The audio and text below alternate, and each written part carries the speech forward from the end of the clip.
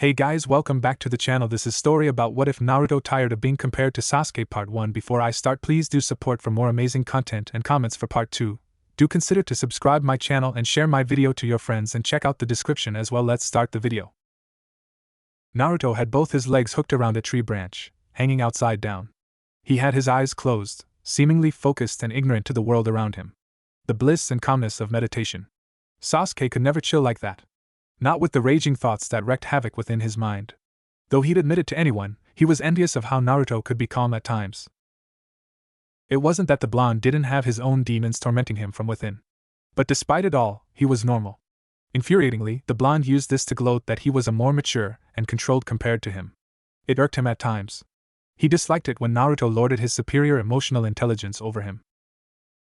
Sasuke glanced at Sakura. She sat under the same tree, reading a book. Most likely a romantic story. She should be reading useful things, like ninjutsu, but there she was, reading useless things and then depended on her teammates to save her life. How she was even in their team mystified him at times. As smart as he was dumb to the question of what kind of balance she brought to the team. Kakashi was sitting on the tree behind them. He had his back pressed against the trunk of tree, a curious mood around him.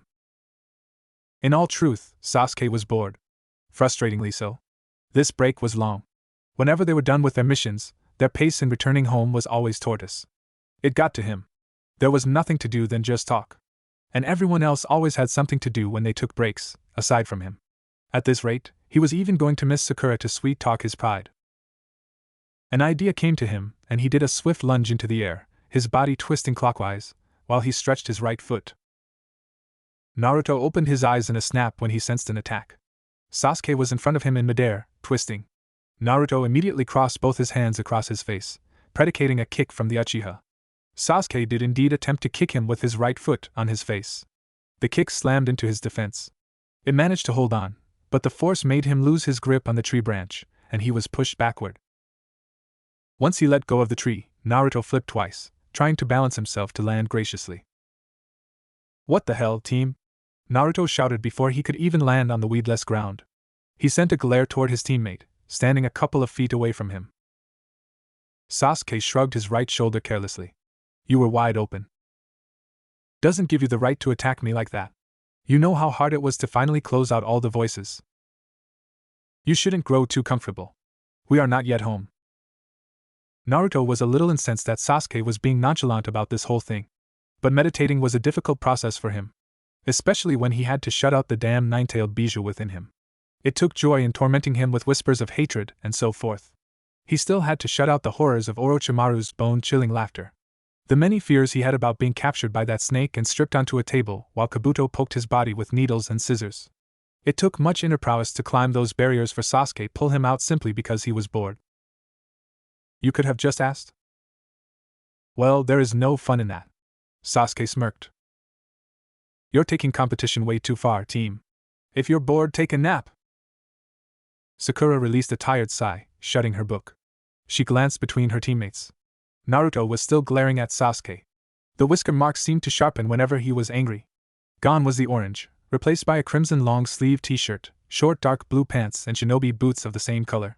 A pouch was tied around his right thigh. Sasuke wore his usual blue and white. For some reason, he seemed to enjoy making Naruto angry. They usually argued. Sometimes, over who was the better shinobi. It was all good-natured, most of the time. She glanced at their sensei. He was sitting pretty, giggling perversely while he read his book. It was like he was ignorant that his students were going to end up in blows once more. It was harmless, but the two lacked timing. They would even start it in front of the Sandaime Hokage. She shook her head. "Be nice, you two. Naruto, you don't have to get angry," she lectured, shooting a threatening glare at Naruto. Sasuke would just toss that look to the side and ignore her. But Naruto's response caught her a little off guard. Not because of how harsh it was. He was at times stone cold in his treatment when she did something stupid. What caught her off guard was the delicious word he used, boyfriend. "Tell your boyfriend to stop attacking me whenever he sees an opportunity. I know his mighty pride was wounded after I won, but he needs to get over it." Sakura only heard boyfriend. She blushed deeply, trying not to steal a glance at Sasuke, but she did it anyway. The Uchiha looked stone-faced. Any thought she was having was quickly crushed, and the look on his eyes stabbed her on the chest. Her deep shade was quickly replaced by anger. perhaps trying to reflect Sasuke's thoughts. Or maybe anger that he seemed indifferent to the broad of being her boyfriend. Either way, she could only look at Naruto. "Stop teasing Sasuke like that," she yelled at Naruto. The blonde blinked, while staring at her. He grinned and then burst out in a loud annoying laugh that echoed through the trees, causing even the resting birds to flee. He was laughing, pointing a finger at her. It caused all sorts of emotions to twitch within her. This sight was a little familiar, and the reasons usually varied. "You were actually thinking about Sasuke being your boyfriend, weren't you?" He laughed once more, settling on his butt. Sakura grew angry. That kind laugh she'd heard before. It frustrated her. It crushed any dreams she had with Sasuke. "Just you watch, Naruto. Sasuke will belong to me one day," she wanted to say, but she bit her lip. "I wasn't." Naruto's eyes flashed.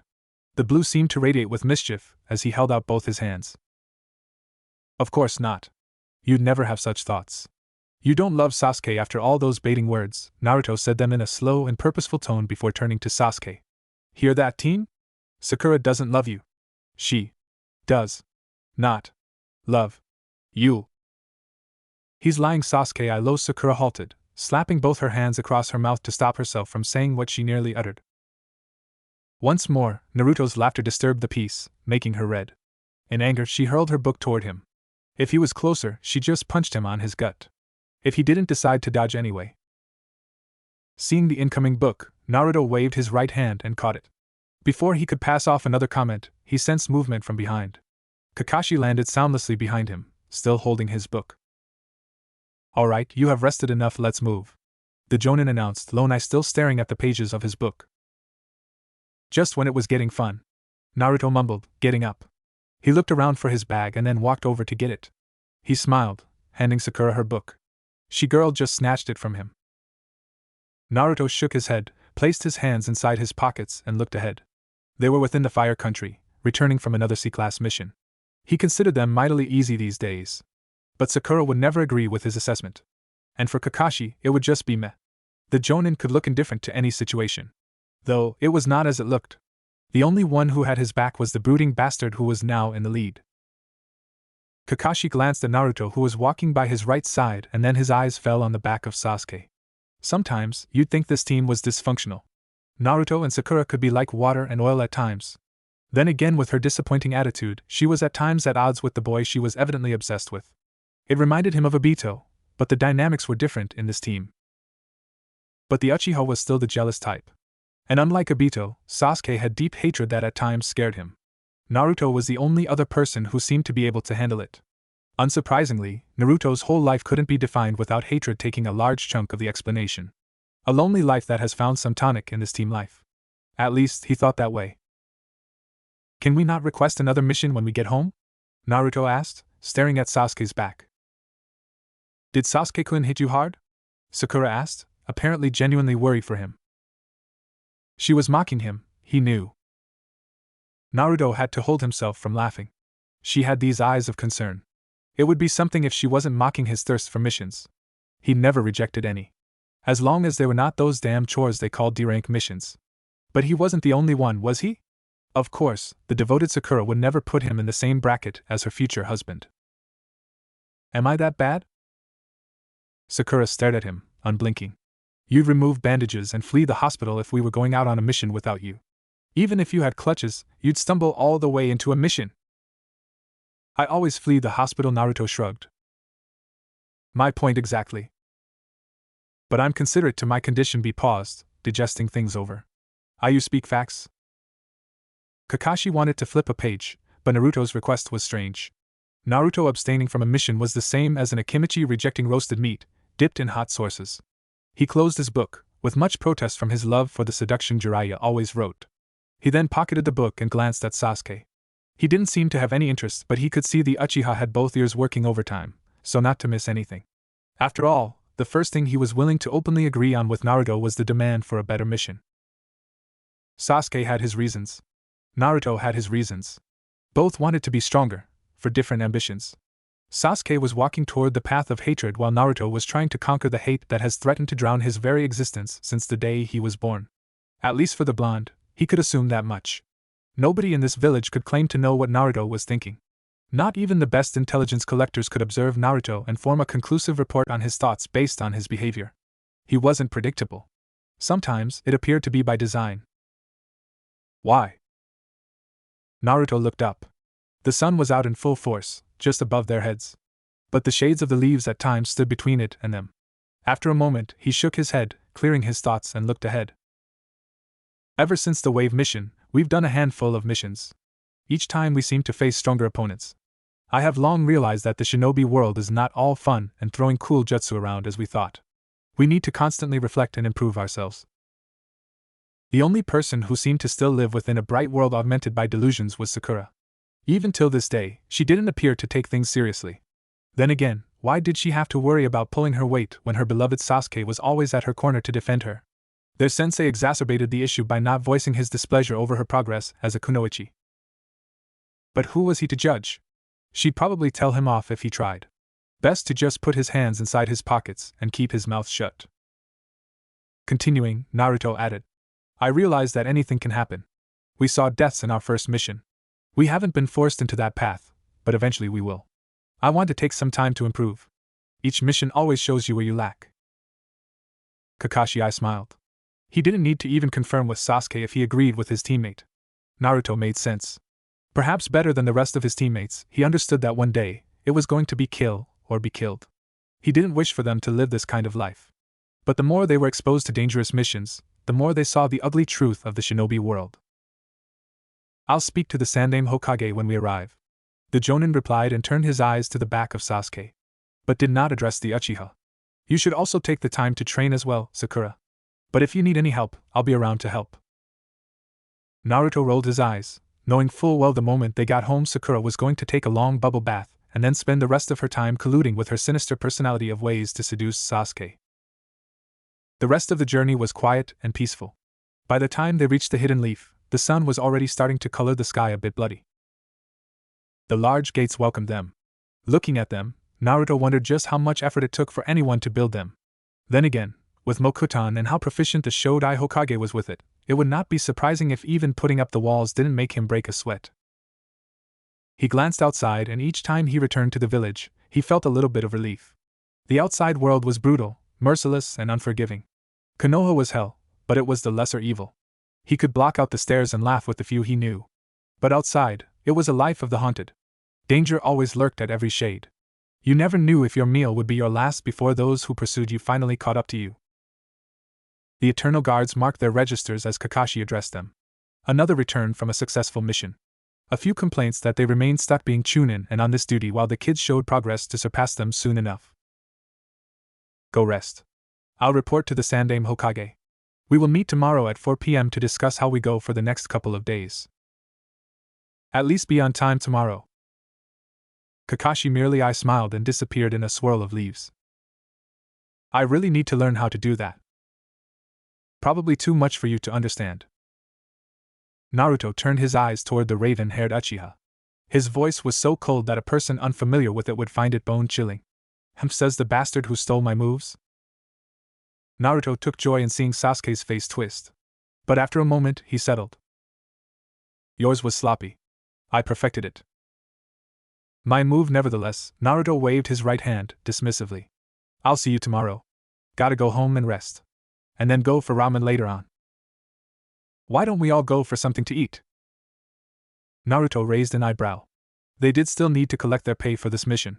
But Sakura didn't have to worry about that. She had parents. They would be standing at the door, ready to welcome her back home. But both he and Sasuke were alone. They had no one.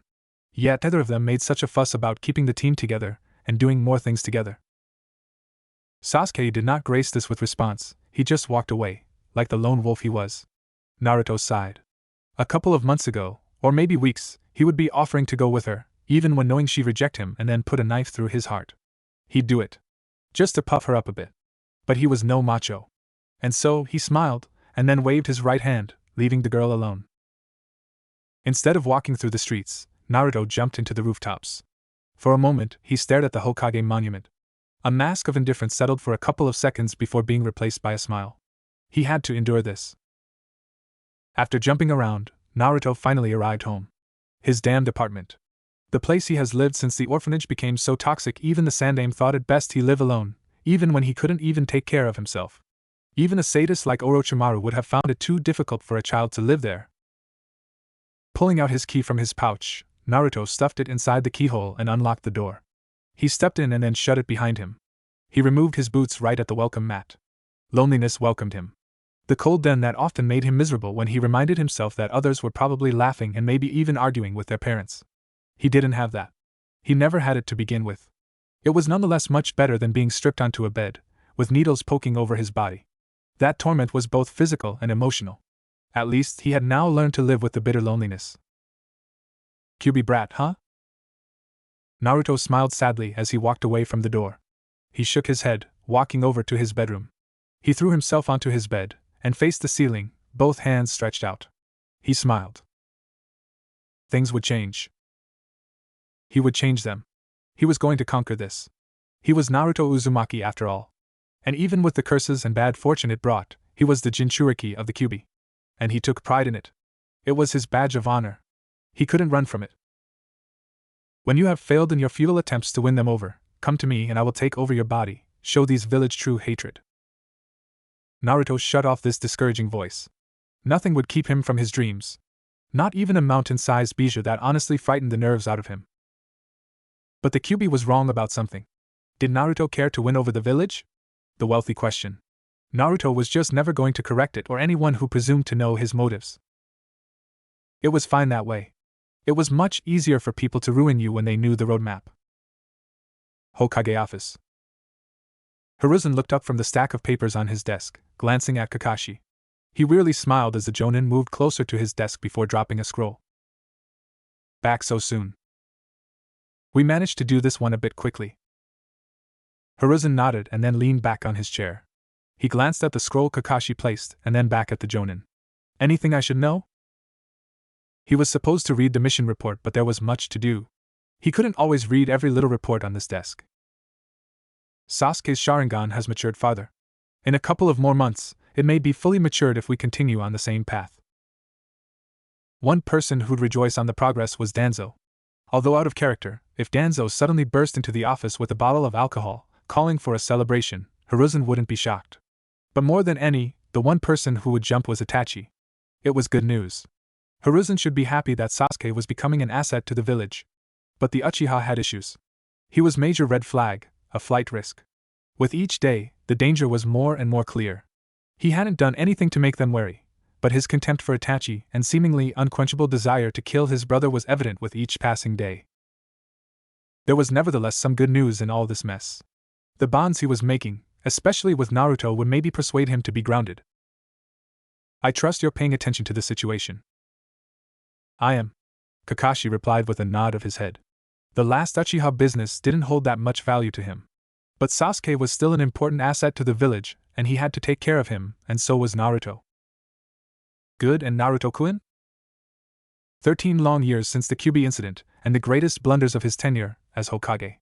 And still, Hiruzen could never quite climb over the bitterness he felt over how things have turned out with Minato's son. If not handled with care, it may have blown up on them and the village would have suffered massively. Likely it would have given the villagers ammunition and the comfort to say they'd been right all along. Naive, Danzo was right about him. Ideals were good. Even at times, to hope was the only thing you could muster. But he had been naive and maybe childish to actually think the villagers would accept Naruto. When had he even seen it? In his dreams, maybe. He should have known better. But he wanted to hope. For what exactly, Hiruzen couldn't tell. As a result of his naivety, Naruto has suffered greatly. And try as he might, Hiruzen couldn't repair the damage. He could only swallow his bitterness and hope that he didn't make the same mistakes. Nonetheless, Naruto was strong, both mentally and in the heart. He had his weak days. He was a child after all. So, he too cried. But the fact that he's held on, hopeful and still dreaming just meant he truly was strong. Perhaps more than him, and how he was willing to give him credit. No issues, Kakashi replied with a thoughtful look. His capacity to learn and willingness to admit that others are better give him the edge. He sighed just thinking about Sasuke. He has always been willing to better himself. Indeed. But unlike him, Sasuke's pride gets the better of him. Most Uchiha were prideful, but you're his sensei. I put you there to handle it. Nobody matches the potential of those two in their generation. We could be looking at future Hokage, the Sandaime Hokage said in a stern tone. You need to ensure that they remain close and kill any thought that may not align with that of the village. Hi, Kakashi paused. But I struggle with Sasuke. He doesn't open to anyone. While he sometimes seems to be willing to give everything for the team, there are times the thought of revenge seemed to overtake him. Admittedly, even when he took Sasuke to his wing when teaching him Chidori, they hadn't exactly bonded. The one person who seemed capable of pressing the right buttons with the Uchiha was Naruto. And the blonde was smart about it, at times. There were days Naruto pressed Sasuke just for his amusement. It astonished him just how much Naruto had analyzed his teammates. And him. He hadn't seen the sheet.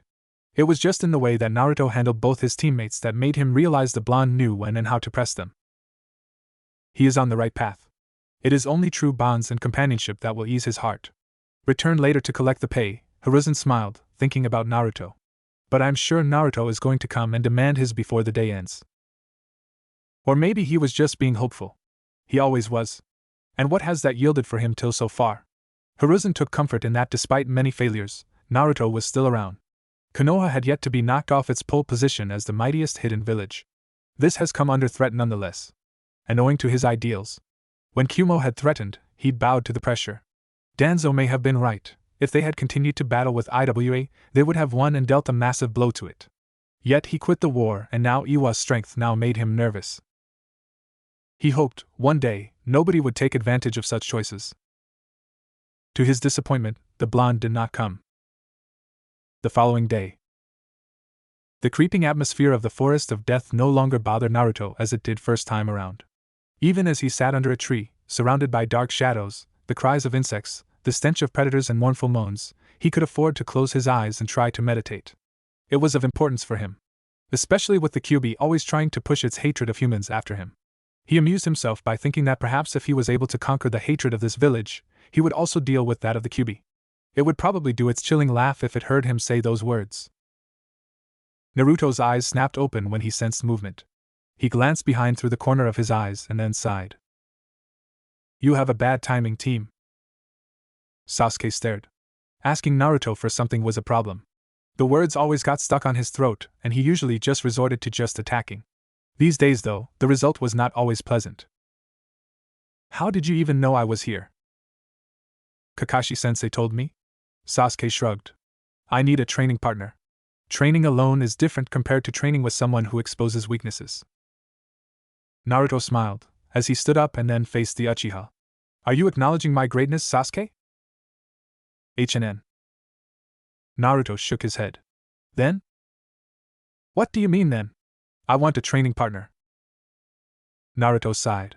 Sasuke was not asking but demanding. Arrogant prick. Even when he was asking for help, he had that stick up his behind.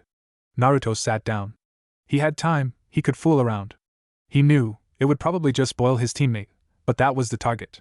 It was always a laugh when the Uchiha was all red and blowing steam through his nose and ears. Ask someone I'm busy. But if you really want to do it with me, ask nicely. Sasuke glared. I can just attack you. Oh? Naruto did hand seals. You think I'd permit you to do that? But if you want to play it like that and refuse to ask, let's do this. He grinned. Tajirikage Bunshin no Jutsu. About 100 clones appeared, some standing behind him, some standing on the trees. Basically, they surrounded them. Defeat the clones and you get to spar with me. Sasuke gritted his teeth, seeing the hundreds of clones lunging at him all at once. How was he supposed to even fight them all when they were attacking like that? They were clones, but still copies of the original. Whatever Naruto could do, they could do. He leapt backwards, inhaling oxygen while doing hand seals. Katon, Great Fireball no Jutsu. Sasuke released intense flames from his mouth. The huge ball of flames charged toward the incoming horde of clones. To give it range, he kept releasing the flames while spinning. However, before the jutsu could collide with the clones, they all dispersed, creating a huge cloud of smoke screen. He was forced to cancel his jutsu as he couldn't even see Naruto or sense him. Sasuke jumped backwards, trying to escape the trap he'd created for himself. He landed gracefully, but on alert. Naruto touched down behind the Uchiha like a leaf. Even though he made no attempt to attack, Sasuke spun around in a flash, and then leapt away from him. He frowned when landing a couple of feet away.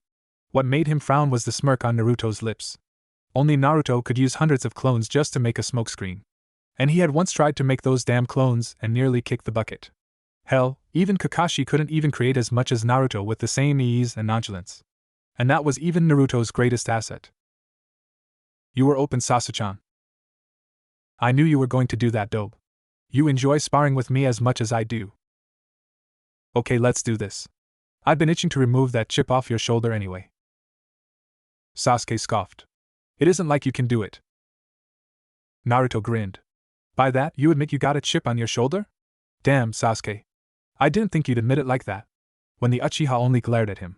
Naruto only laughed. Let's do this, he said before disappearing in a blur. Sasuke looked around the trees. Despite the massive chakra amounts that even he envied, Naruto had gotten rather good at hiding. But this was just a revision of their first training session with Kakashi. Hide first before making a move. Yet, with Naruto, it was different. Only on occasions was he the first to strike. He jumped onto a tree, landing on a strong branch, and then extended his senses. He smirked, sensing the blonde hiding behind a tree, just behind him. Naruto had his back pressed against the trunk of a tree, standing on a branch while watching Sasuke. When the Uchiha suddenly vanished, his senses went on overdrive as he tried to locate him. Sasuke materialized in midair, facing him with an arrogant smirk. Sasuke didn't give Naruto the chance to even lift his hands to attempt to block an attack. He attacked swiftly, sending his right foot toward his temple. The kick connected, but instead of Naruto being pummeled to the tree, he disappeared in a puff of smoke. A clone? Sasuke tried twisting while still in midair, but he was only welcomed by Naruto's right foot. It slammed into his face. Sasuke cursed at the pain. But it was nothing compared to the throbbing ache he felt when his body slammed into the trunk of the tree. Naruto didn't stop there. He landed on the branch of the tree, and then lunged at Sasuke, who had yet to recover. He raised his knee, hitting the Uchiha across his chest. Sasuke gritted his teeth, holding himself. Naruto hit hard, always. The knee to the chest made him feel like a brick had been slammed right into his ribcage. He ignored the pain, the momentarily loss of the ability to breathe, and took a swing toward Naruto. The blonde saw it and jumped away. Smirking, Sasuke took out a small shuriken and then swiftly hurled it toward the airborne blonde. While airborne, still facing Sasuke, Naruto tried to shift his legs to the sides to avoid the shuriken. It missed him, giving him a second of relief. But then it turned around, wrapping around his right leg around the ankle. He glared at the smirking Sasuke. Sasuke grabbed the thread with both hands and then yanked it back. The sudden pull forced Naruto to change directions, and he was sent crashing to the ground on his back. Ouch! Naruto cried as he crashed into the ground on his back, getting buried there. Naruto's eyes widened slightly when Sasuke came crashing toward him. He waited for the right moment to act. He raised his right leg, aiming at the Uchiha's chest when Sasuke got closer to him. Sasuke responded by lifting his right knee. His knee collided with Naruto's foot, suspending him in the air. But he quickly grabbed Naruto's leg as he landed on the ground. Using all his strength, he took a step back, lifting the blonde into the air.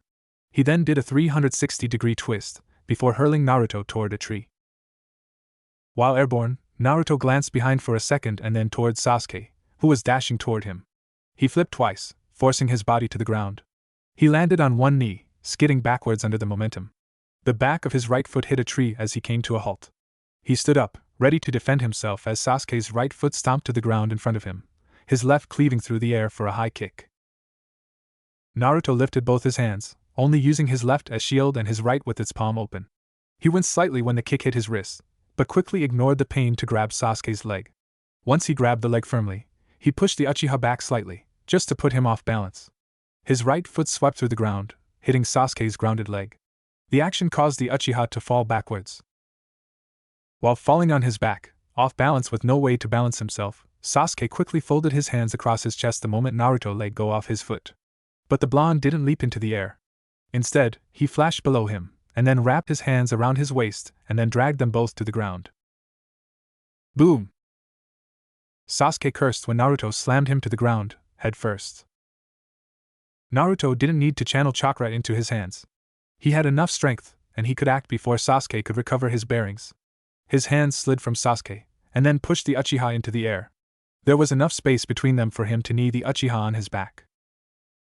Sasuke gritted his teeth when the knee collided with his back. He tried getting away from Naruto, but a thread wrapped around him, binding his arms with his body. He glared below, as the blonde pulled him to the ground and then slammed him hard. Arg! Naruto stood up, holding the thread firmly with Sasuke tied up. He smirked. You shouldn't leave your things on me, things like this happen. Sasuke glared at Naruto. To be brought to this level. Disappointing. He couldn't allow Naruto to get the best of him. But he hadn't used the Sharingan yet. Still, that worried him. His arms were still mobile. He quickly clapped them, needing chakra before inhaling chakra amounts of air. Katan Fireball no Jutsu. It was a small ball of intense flames that spread out toward him. Naruto quickly let go of the thread and leapt backward to avoid the flames. He stood, watching the flames disperse, knowing that Sasuke was still on the ground. After the flames dispersed, he watched Sasuke get up, grinning in an infuriating manner. I entertained you enough. Come back next time when you can win without the Sharingan, he said, waving his hand in a dismissive manner. Sasuke glared at him. That was just the first round. Naruto released a long breath, knowing that Sasuke wasn't going to go away unless he entertained him. Well, it was not like he didn't gain anything from him, and he always did enjoy fighting with Sasuke. You're going to buy me lunch after this. A proud look and the arrogant smirk, Naruto wanted nothing more than to slap Sasuke across his face. But he did not. He just held out his right hand while sitting on the ground. Sasuke took it and then pulled him up. Both their clothes were torn, but there were no deep wounds. They just had to eat, go home and then change before waiting for the meeting with their sensei later on. Naruto dusted himself, and then faced Sasuke with an expressionless look. Using Genjutsu is cheating. Sasuke shrugged. It is not my fault that you haven't mastered the art of escaping it. It was Naruto's glaring weakness, and Sasuke didn't mind taking advantage of it. I ought to get this done, learn Genjutsu at least, Naruto said with a slight shake of his head. I know you just need to disrupt the chakra, but it is still difficult. Especially when he didn't understand much about Genjutsu. They were now slowly heading back to the village. It was enough for training today. Your taijutsu has improved. I can't even confidently say I can beat you without using the Sharingan. Naruto stopped walking and stared at Sasuke, a shocked look on his face. Can you repeat that? I'm not sure I heard you correctly. Sasuke didn't bother responding to this. It had been enough that he actually said those words. Still, there was no denying that Naruto was a rival. There was no one else he saw as competition in their age group aside from Naruto. Naruto looked ahead, walking slowly. His relationship with Sasuke was brutal. They understood each other. But there was no mixing of words. The Uchiha told him exactly what he thought of him, and he didn't shy away from telling him that he was an arrogant prick with a superior complex. Yet, as they reached the village streets, the fact that they walked in opposite sides became quite clear. Sasuke was the beloved Uchiha, and he was the outcast. The loathsome demon brat.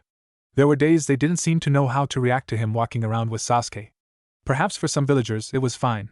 The Sharingan could control the Kyuubi. It was sad. But he had to fight this. To earn his place in this village. Looking ahead, Naruto couldn't help but smile. Sakura and Ino were walking toward them.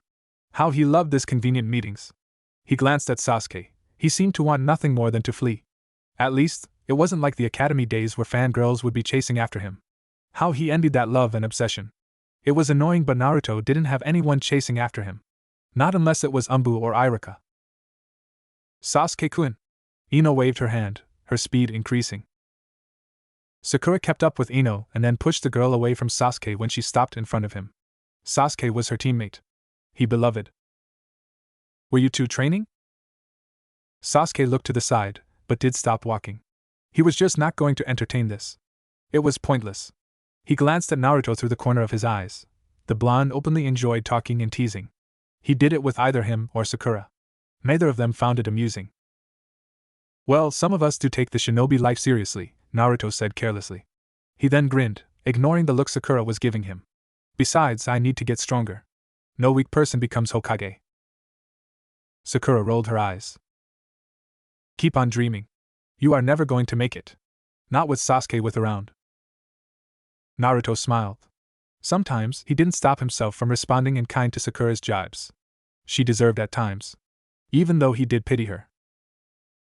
I have more chances of becoming Hokage than you actually dating Sasuke, he shot back, his tone a little cold. Ino whistled. That's just cold. Naruto shrugged. He wanted to say Sakura irked him at times. My dear Ino-chan. Sakura is going to take the lead here. You know, she gets to spend time with Sasuke in missions. Did I tell you that he even acts as Prince Charming at times by rescuing her from danger?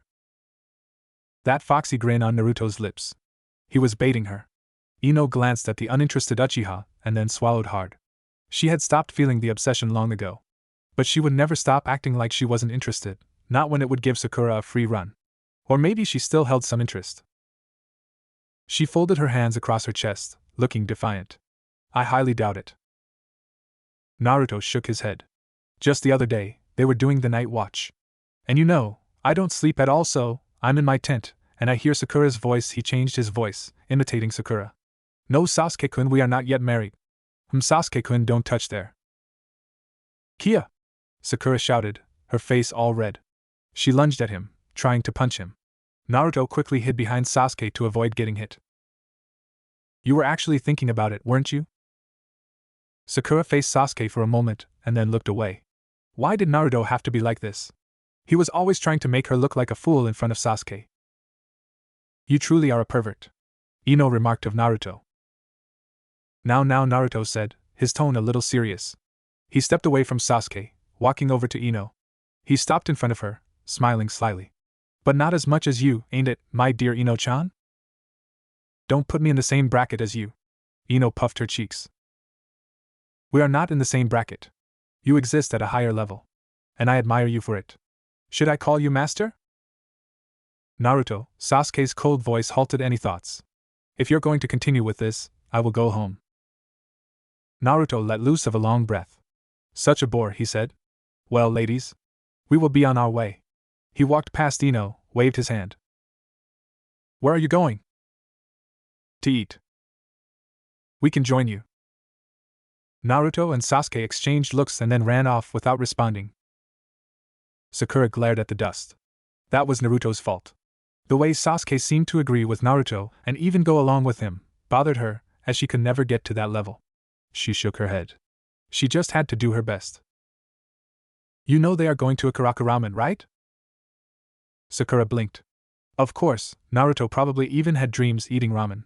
She wouldn't be surprised if his fridge was empty and there was nothing but instant ramen in his cupboards. Let's just go. To their surprise, the two weren't there. It was about an hour before Naruto was supposed to be at the training ground for the team meeting. He didn't immediately head there but went to the Hokage tower. The third wanted to speak to him. The steps and the passages were all too familiar. Who didn't he know inside the tower? For as long as he has known to walk, Naruto has often found himself drawn to this place.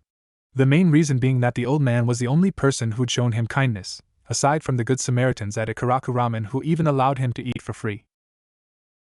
The office was usually busy. Even as he stepped in, the third was busy with some people.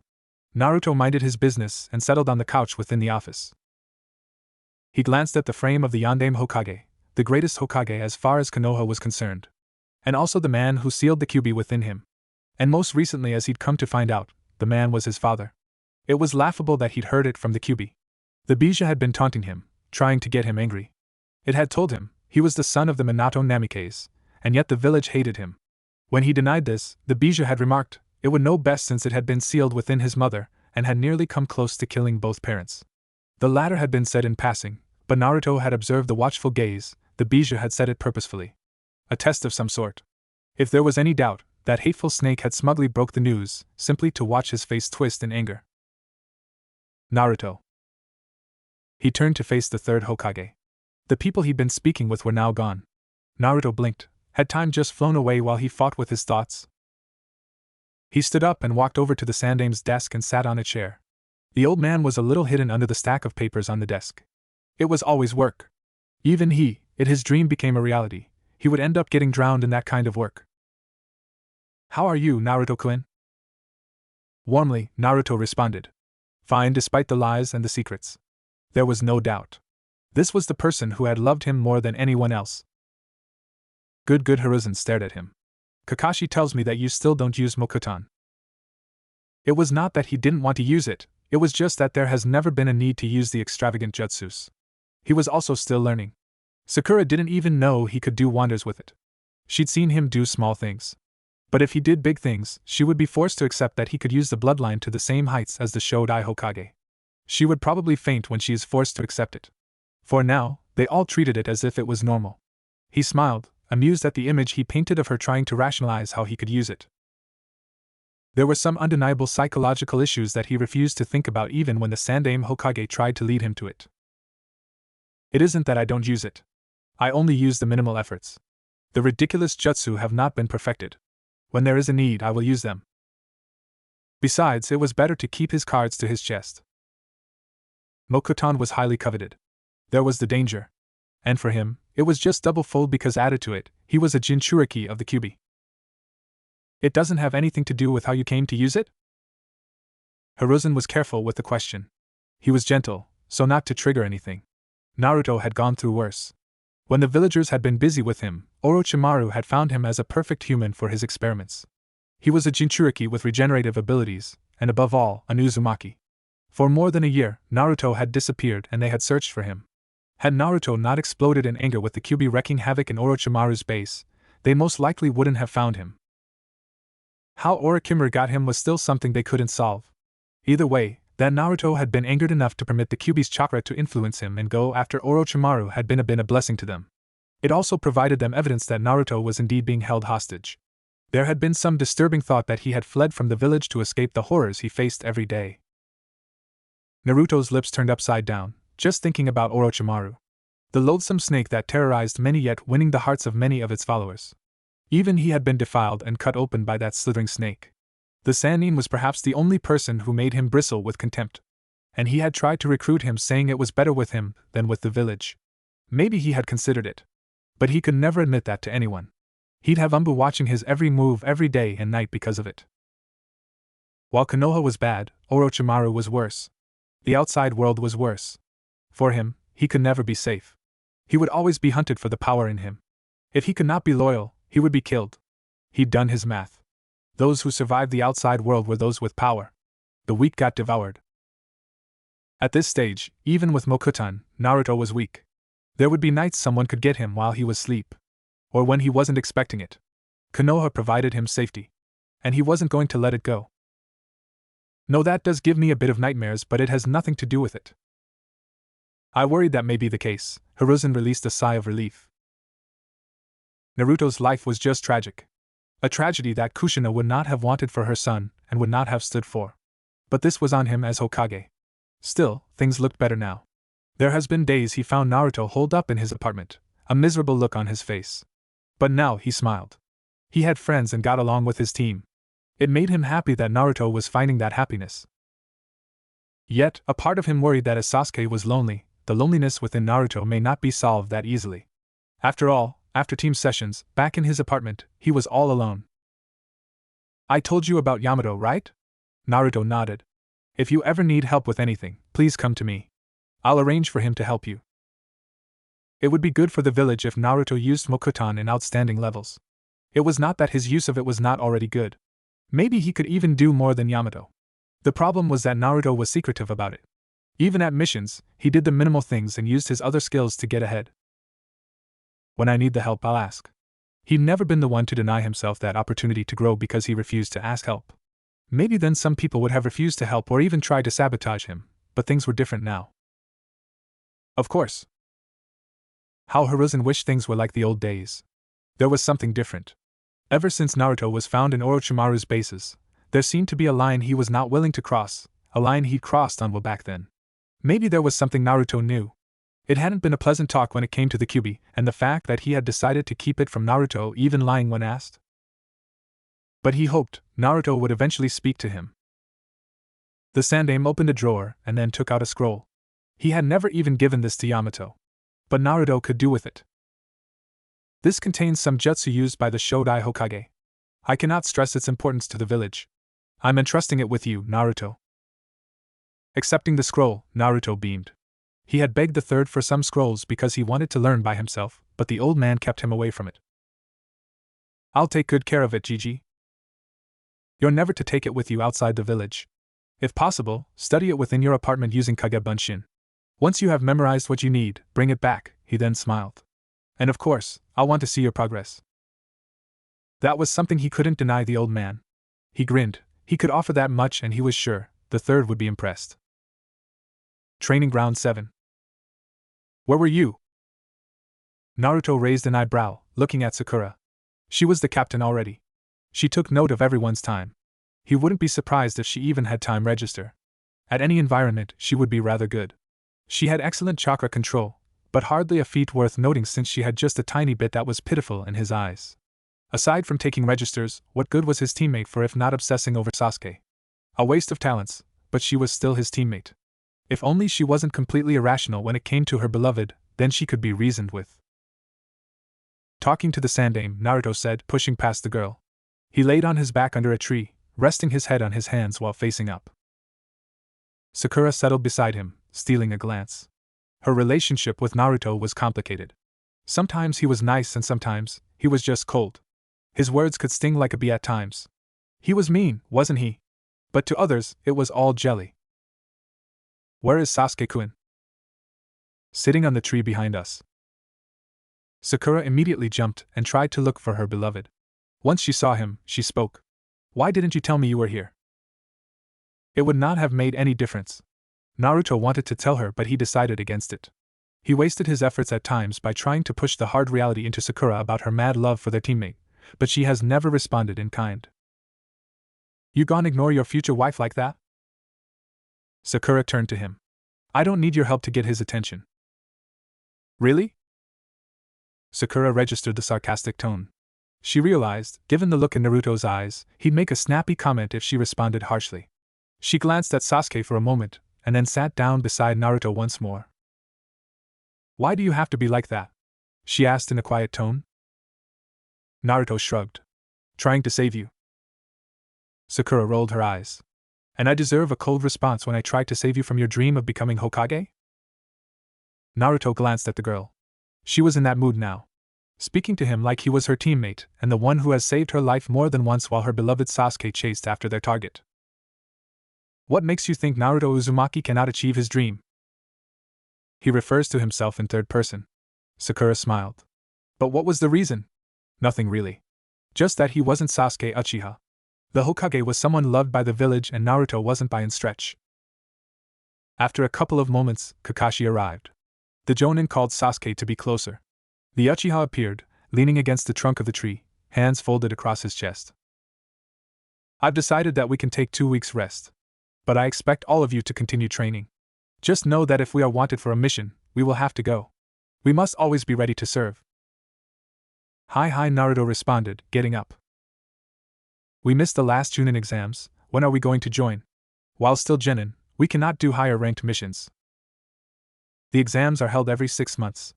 Each village holds own exams. We will discuss that at a later date. Kakashi stared at Sasuke. I didn't think you were in a hurry to become a Chunin. I just want to get stronger.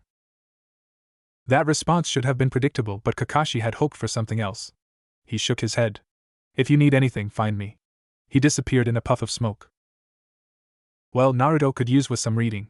And he needed to find a Genjutsu master in this village to better learn the style, or else he would continue to fall for Sasuke's tricks. Allowing the team to get one over was nothing more than a boost to his bloated pride and Uchiha superior complex. I'm going to the library to read some books. Are you going to be there tomorrow? Naruto glanced at Sasuke through the corner of his eyes. A hateful bastard whose hatred for his elder brother would only make the bijou within him giggle with pleasure. The only debate would only be whether the Kyuubi's hatred for humans and especially Konoha is more than the hatred Sasuke harbored for Itachi. Thinking of the elder Uchiha, Naruto shook his head. The mention of the name was the only thing one needed to trigger Sasuke's anger. He lacked control over his emotions. Sometimes he truly looked like an unstable person who could blow up at any moment. But he was a friend and the only person who could understand his pain and loneliness. Naruto thought he needed to indulge the Uchiha a bit, just until he was able to twist him a little. A work in progress, but he would soon need to dip his fangs into the Uchiha's neck. Sure. Sasuke was gone the moment he finished talking. Naruto just rolled his eyes and then started to walk away. Wait, Naruto, Sakura called, rushing over to him. Let me join you. Naruto raised an eyebrow. What is with that look? I'm just surprised you'd willingly join me for a round in the library. I've gone to the library more than you. And your newfound love for knowledge has only started since we became genin. Change is inevitable. Oh great, here comes a problem. Kiba grumbled, seeing Naruto casually walk toward them. It wasn't that Kiba necessarily hated Naruto, he just disliked the effect the blonde had on Hinata. And his often sly way of talking. If they were in front of people, he usually ended with a red face, painted with either humiliation or extreme anger. Hinata quickly turned around, forgetting whatever she had been doing with Kurenai. The Genjutsu master released a long breath as she too turned to the incoming blonde. Shino was the only one whose reaction was much more subtle. Then again, Kiba had competition, and with Hinata it was the object of her affections. "What do you want?" Kiba stepped forward, Akamaru along with him. The dog growled, though Naruto's reaction was an amused mask, which only seemed to make Kiba angry. "What's so funny?" "You. Team, you want to receive a beating?" "From you? Wouldn't it be more appropriate to say a biting?" "In that case, no, I would rather not." Kiba glared for a long second and then let loose of a long breath. He was getting worked over, and if he continued, Naruto was just going to press him and they'll laugh all the way to Ikaraku Ramen. "That is no way to treat someone, Kiba." Kurenai's voice was stern. And she had her eyes right at Naruto. "You don't know him well, Kurenai-sensei." That was true. Kurenai knew of the blonde. Who didn't? All the jonin knew of Naruto Uzumaki. If he went to the streets and asked about a blonde with whisker marks, they'd point to him. But Kurenai had never spoken to him. Not once. She didn't even remember being so closer to him that he could step on her shadow. So, she didn't know him. She had never displayed any curiosity in knowing him. He didn't make any trouble with anyone. Mokutan? There was a rumor, but the village didn't confirm it nor deny it. But that was still not enough to interest Kurenai. He was here now. And she wished she knew him. Kiba could be rude. But he wasn't hostile. Dogs will always bark when they feel their territory is under dark. Naruto's voice was light, almost careless. But Kiba, why must you display wild instincts like this? "I don't like you." Akamaru barked as if to agree with Kiba. "Wow, I'm hurt, and I thought we had a special relationship." Naruto wiped out a fake tear and then turned to face Hinata. "Can you believe this, Hinata-chan? Kiba-chan doesn't like me? What did I do?" "Team, don't bring Hinata into this." Naruto chuckled, waving past Kiba. He stopped in front of Hinata, smiling warmly. She had her hands around her chest, poking her fingers with her cheeks reddening. Her reactions were always amusing and he enjoyed teasing. "Hello, Hinata?" And she mumbled something and looked down, but kept her fingers tangling. Naruto put his hand under her chin, lifting her head to face him. "My Hinata, you feel a little hot. Want to take off that jacket?" Held back from laughing when her eyes closed, and she nearly fell. But he caught her and laid her down gently. She had simply fainted. "You did that on purpose?" Kiba stared. "Did what? Was I not supposed to speak to her nicely?" Naruto asked, acting oblivious to what he had just done. "You know what I'm talking about." Naruto smiled. Of course he did. And he did what he did not because he disliked Hinata or anything. Actually, he liked her honesty and that she liked him. She did need to start behaving normal. But he teased her because he wanted her to step out of her comfort zone and start getting used to his presence. "Are you just jealous that you don't have the same effect on her?" Before Kiba could respond, Kurenai clapped her hands to get their attention. She stared at Naruto, just wondering what he wanted. His relationship with Kiba was something else. But there didn't seem to be malice, and he had already greeted Shino already by nodding his head. "Why would you do something like that?" Kurenai asked, a bit more sternly than she would have liked. But her stern tone didn't seem to have registered with Naruto. In fact, he didn't even twitch as he responded in a casual tone. "Hinata is purely kind. She is afraid of harming others. A wrong attitude for a kunoichi. But glaringly, she lacks confidence. We learn by experience. The more I am closer to her, the more my presence becomes tolerable to her, and she can be brave enough to speak." So, he wasn't doing that just for a laugh? She had gotten the wrong thought. He was trying to help Hinata. He could do it in a better way. She did lack confidence, and her fear of harming others is the reason she lost her title as heiress of the Hyuga clan. "What can we help you with, Naruto?" "Ah yes," Naruto stepped toward the jonin. Kurenai was a wonderfully looking woman. Her ruby eyes were alluring. He smiled, wondering if he should comment on her looks. But then figured since she was older, and he was just a brat, she might think he was some pervert. The others he knew. Kiba he knew. Shino he knew. With Hinata, it was simple. He adapted himself to their personalities. To suit himself and to know how to predict them. It was nice living like that. Focusing on the Jonin, Naruto spoke once more with a smile. Kurenai Yahi, should I call you Kurenai-sensei? That is fine. Kurenai-sensei. Then Naruto's expression changed slightly. It was a little more serious. I have been training and my teammate has exposed a fatal flaw in me. Genjutsu. I have been told that you are the best Genjutsu user in the village. And I want to learn a couple of things. Well, not become a Genjutsu master. But I want to have an understanding that will help me be able to counter it. I came here to request your help, and would be grateful if you could help. He bowed slightly. Kurenai was taken aback by the request. A genin wanting to learn a little about Genjutsu? Not even her students had asked that much of her. Why do you want to understand it, not master it? I think at the moment, trying to master it would be impossible for me. My teammate can master Genjutsu fine. She is smart enough. But what helps her is that she has perfect control over her chakra. But that is to be expected since she has this much. Naruto raised an index finger making a tiny symbol. On the other hand, my chakra levels are just too huge for me to perfectly control now. I can and will, but now I have other priorities. Kurenai looked thoughtful for a moment. I'll speak to your sensei first, maybe the Sandaime. Naruto was not just any brat after all. The third Hokage would have keen interest in what is taught the blonde. Of course, Naruto replied with a nod. I look forward to hearing from you, Kurenai-sensei. He turned away, facing Kiba, and then smiled. See you around, Kiba-chan, he said, and then disappeared in a puff of smoke. Kurenai blinked. Was that a Kage Bunshin? A knock at the door. Who could it be? Hardly did anyone ever come to his door. Naruto would never claim to be the most social animal. But he does become loud when in crowds. Oh, it's the perverted Sannin. It was a subdued response from Naruto that made Jiraiya raise an eyebrow. He was a Sannin and the blonde couldn't show enthusiasm at having a figure like him knock on his door? Brats of today. They had no respect for the elder generation. Then again, Jiraiya could never say that he had a great relationship with the blonde.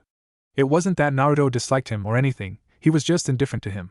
Unexpectedly, his expectations when he first appeared before Naruto was a look of awe and praise, but Naruto hadn't even recognized him at first glance. Even when he gloriously introduced himself, there was not even a change of emotion. What is with that response? Jiraiya asked, as he stepped inside Naruto's apartment. He'd been warned not to just burst inside as if the place belonged him. And he wasn't going to make the same mistake twice. Naruto shut the door behind him, and then walked over to his kitchen where the table was littered with scrolls. He sat down, picked up a scroll, silently studied it for a couple of moments, and then glanced at the Jiraiya who was looking at him questionably. You came at a wrong time, that's his why. Once you realize I came here for you with a gift, you won't be saying that. Naruto raised an eyebrow. You sound excited. Well, I am going to give you something that is really powerful and of which I am a custodian. Oh? Naruto stared back the scroll. Mokuton truly was powerful, but also difficult. The jutsu he needed to do and performed by the Shodai Hokage required a great deal of chakra. He was burning a lot more because of adequate chakra control.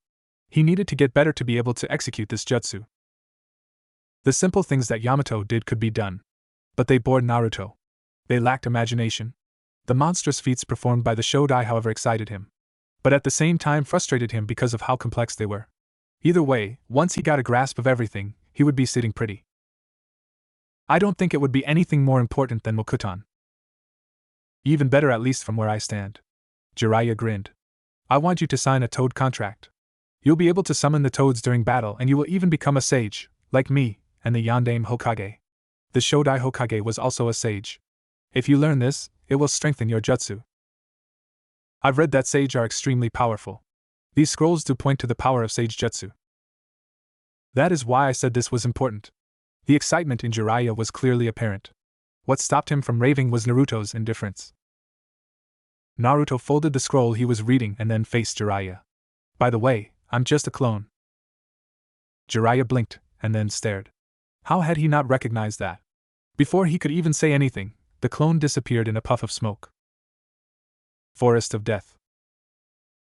Jiraiya found Naruto sitting on dense roots, head resting on the palm of his right hand, with his legs folded. He moved closer, and then touched the roots. Naruto must have created it. He hadn't thought that the blonde had improved this much with his control over Mokuton. Last time, Naruto could only create a clone. But as he was told by the Sandaime, Naruto thought the Mokuton clones were useless, unless he was embedding explosive tags within them. What is it about the Toad contract? Jiraiya stared at Naruto. His expression was flat, but he was looking directly at him. Whether he was interested or not was another matter. He had found that even when the blonde was smiling at times, he was difficult to read. But having lived in the environment he found himself within, Naruto must have learned to read expressions better than anyone, and that meant being able to school his features as well. Why couldn't I realize it was a clone? That. Naruto changed positions. It is a simple matter of chakra. With me, you can only tell which is which by measuring up my chakra levels. If you know me enough, you'll tell the difference. Considering that you have not seen me in a couple of years, it is understandable that you could not tell. I see you don't sound happy to see me more or less, Jiraiya grumbled. Naruto blinked. Must I be? He tilted his head slightly. He knew why Jiraiya always tried to get closer to him. And it had nothing to do with the Kyuubi or Mokuton. If it was Yamato, he could understand. It was about his parents. Jiraiya just could never be open about it, like his sensei. Must you not be? At times, Jiraiya wondered just how smart Naruto was. Sometimes, he thought the blonde was manipulative. There was evidence to back it up, it was just something he felt whenever Naruto opened his mouth. At this, he thought that Naruto was trying to take him toward another subject that he didn't want to entertain. I don't see a reason I should be. You are just Jiraiya the Toad Sage to me. There is no other relations I could speak of. If it was Kakashi-sensei, I could smile. He is my sensei. Naruto shook his head and then changed the subject. The contract. Why do you want me to sign it? I want to take you as my student in the near future. Oh, that is surprising. That would be cool. Naruto stood up. But we can talk about the contract then. I'm little familiar with how that works. But I suppose toads would be a lot more helpful as partners in battle compared to Kakashi-sensei's summons. But it doesn't answer why I must be your student. You rarely take students. Must there be a reason for wanting to take a student? Yes. There has to be reason. It is something personal, or you just see the potential and want to mold it. That is reason enough. Naruto already knew the reason. He knew, but he didn't like people trying to get close to him under false pretense. Weren't there enough lies already? Must there be more to it? Jiraiya frowned. Naruto wasn't that starved of affection that he was willing to jump into the hands of anyone who showed him care. Perhaps he'd underestimated his strength, and that he would have thought that just by simply showing up, the blonde would be all over him. It wasn't a matter of trust. Or maybe it was. After all, Naruto wanted to know the reason behind his goodwill. Jiraiya had reasons, but he didn't want to share. This was all going to give him a headache. The third is my sensei, and he has asked me to look after you. You are a valuable member of Konoha who uses Mokuton. We have high hopes for you. The Sannin then grinned. You want to surpass even the Yondaime Hokage, don't you? I was his sensei. I can help you. Naruto jumped from the roots and landed beside Jiraiya. He held out his right hand, stared at it while deliberating events that could have possibly unfolded. The Sandaime couldn't have forced this on him. If anything, a better teacher for him was Yamato. If the old man was going to force a sensei on him, it would be his fellow Mokuton user. Jiraiya couldn't assist him with his training in that regard, so it wouldn't make complete sense for the Sannin to be forced on him. I have been alone since I was born, Jiraiya-sama. Mokuton? Is that the only thing valuable about me? I have asked myself this question time and time again. Sometimes it is about the Kyuubi. I wonder, is it the only reason the Sandaime is even close to me? If it was because of the bijou, then he would have made sure I learned to control its power. But the Sandaime sees me as a child. I think, if it was possible, he'd rather I not even use the power. But that is just wishful thinking. One day, I will have to use this power. He glanced at Jiraiya at the corner of his eyes. I've already said, we can talk about the contract when we get to the stage where I learn from you. Is there anything else? He was losing this battle. The Toad contract was his entrance to Naruto's life. And what was that reasoning? It made him cautious. Wary even. But he resisted the urge to look at Naruto with suspicion. You have no issues studying under me? My strength is my own and I already live under the cloud of the Kyuubi. My desire is to carve out my own identity. I do not want to be known as the student of the Sannin. I want to be Naruto Uzumaki. He looked up into the burning sun. Quickly he looked away. I've been known by other names. Kyuubi brat. Demon. Many things. Studying under you gives me the chance to learn more valuable things. But I won't become your apprentice. The Yondaime was your apprentice, yes? If Jiraiya was not saddened by Naruto's talk, he would have been trying to argue with him. But he could understand.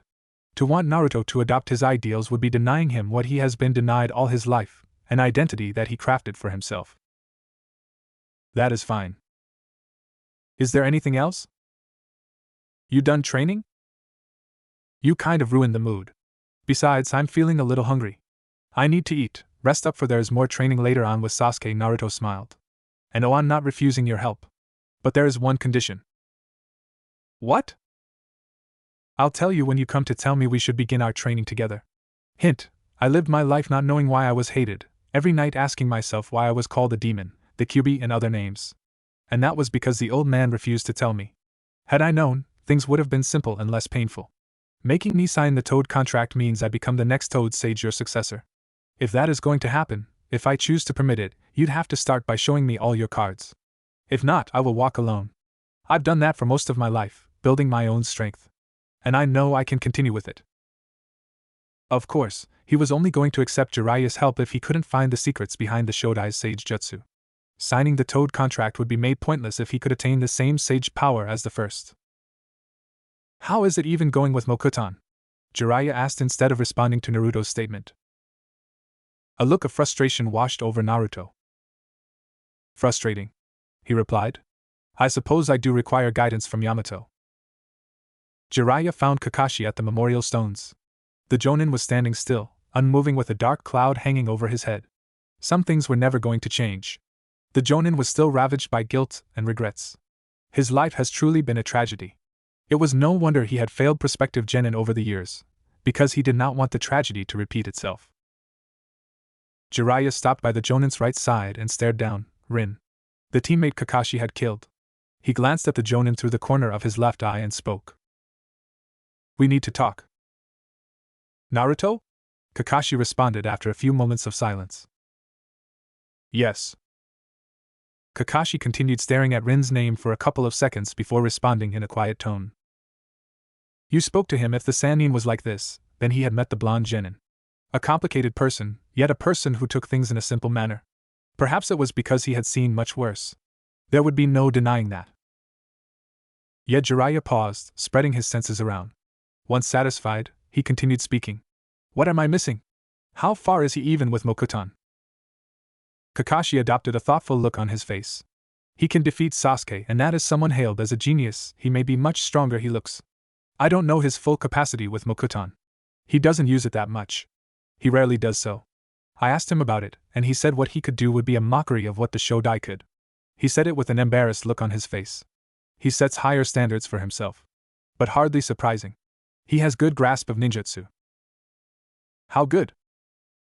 You'll see, Kakashi responded. But that is not what you came to talk about, is it? He may be a little difficult to crack. That is because Naruto is not gullible. He is independent and not too trusting. Just because you are Jiraiya doesn't mean he is willingly going to go with you. One more thing, he is adept to lies.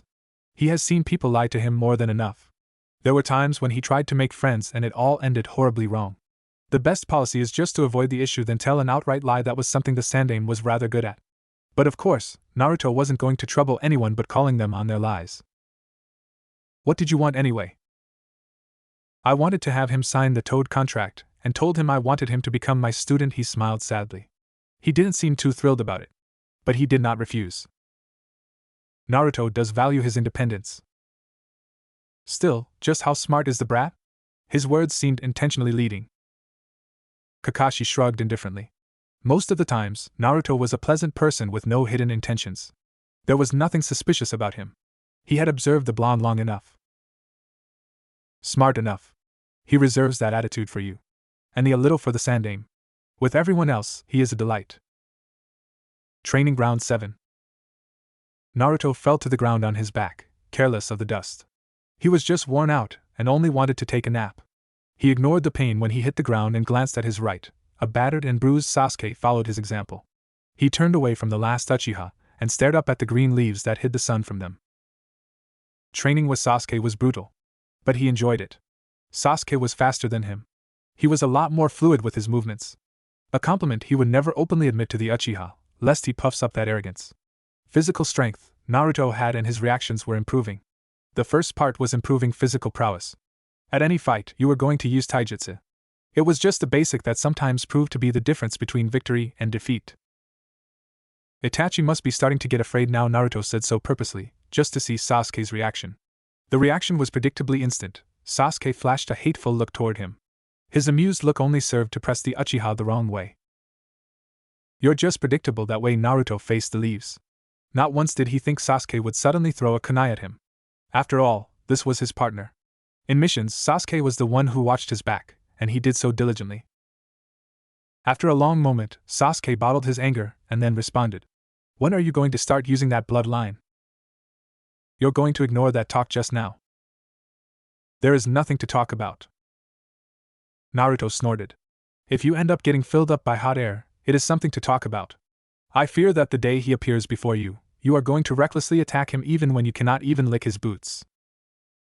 Sasuke glared at him through gritted teeth. You do not understand. Of course I don't know. I have never claimed to understand, but I know enough that at this stage, you're going to end up getting swallowed. Naruto smiled sadly. You are my friend. The only person I can truly call a friend in this village, and it would be sad if you did something reckless. How would you react to someone who killed your parents? Your entire clan just because he wanted to test his strength? The anger and pain. The betrayal. Naruto could feel it all. Sasuke must have truly looked up to his elder brother. Naruto could never understand what it meant to have an elder brother to love you. He had no one. Younger, he had come to believe that he may truly be what the village called him. I don't know. I have not yet hated someone to that level. But you know I'm a Jinchuriki. Sakura is ignorant, so it can't be helped.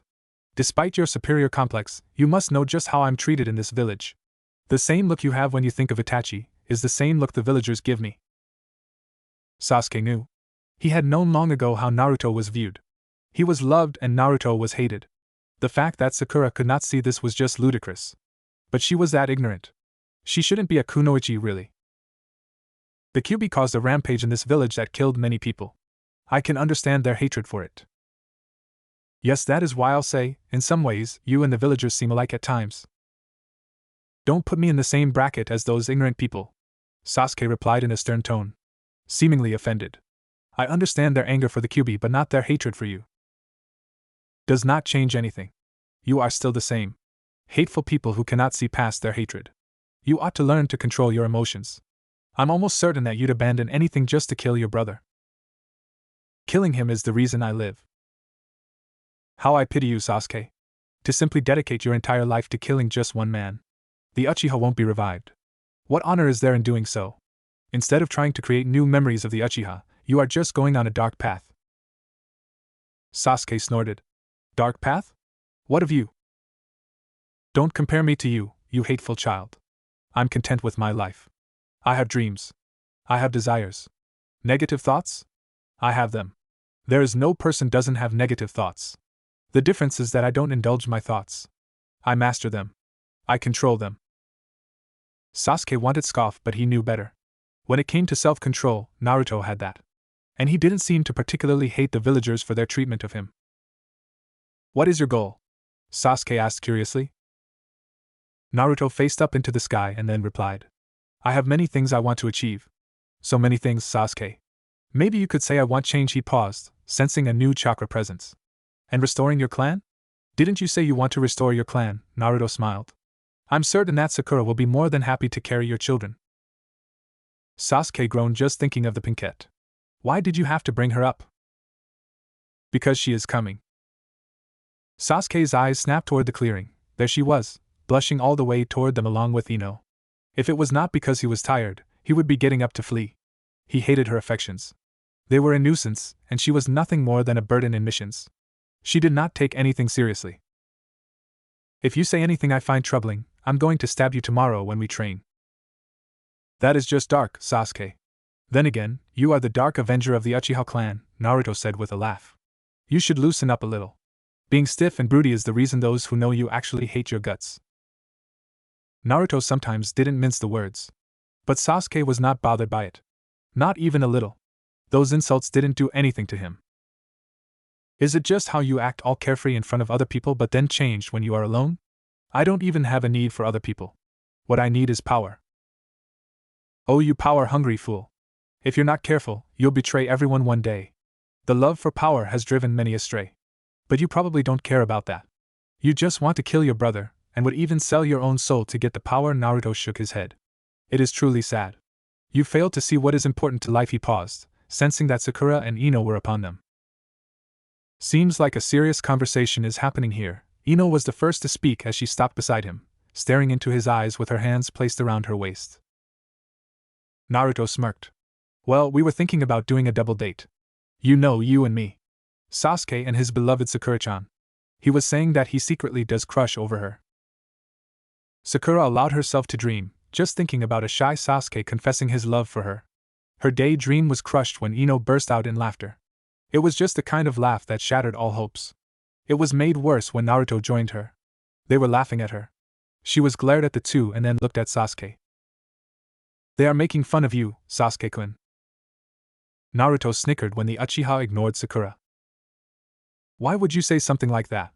You have more chances with him than my dear Sakura. Arg. Naruto jumped. What the hell, Ino?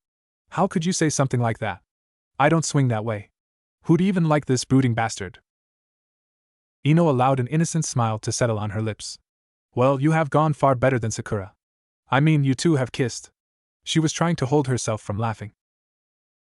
Naruto fell on his butt and then leaned against the tree's trunk. An expressionless mask settled for a second as he replied. Don't remind me the horrors. But I remember you and your gang, led by the cheerleader-in-chief, trying to kill me. Who are you calling a cheerleader? Sakura exclaimed, glaring at him. Naruto shrugged.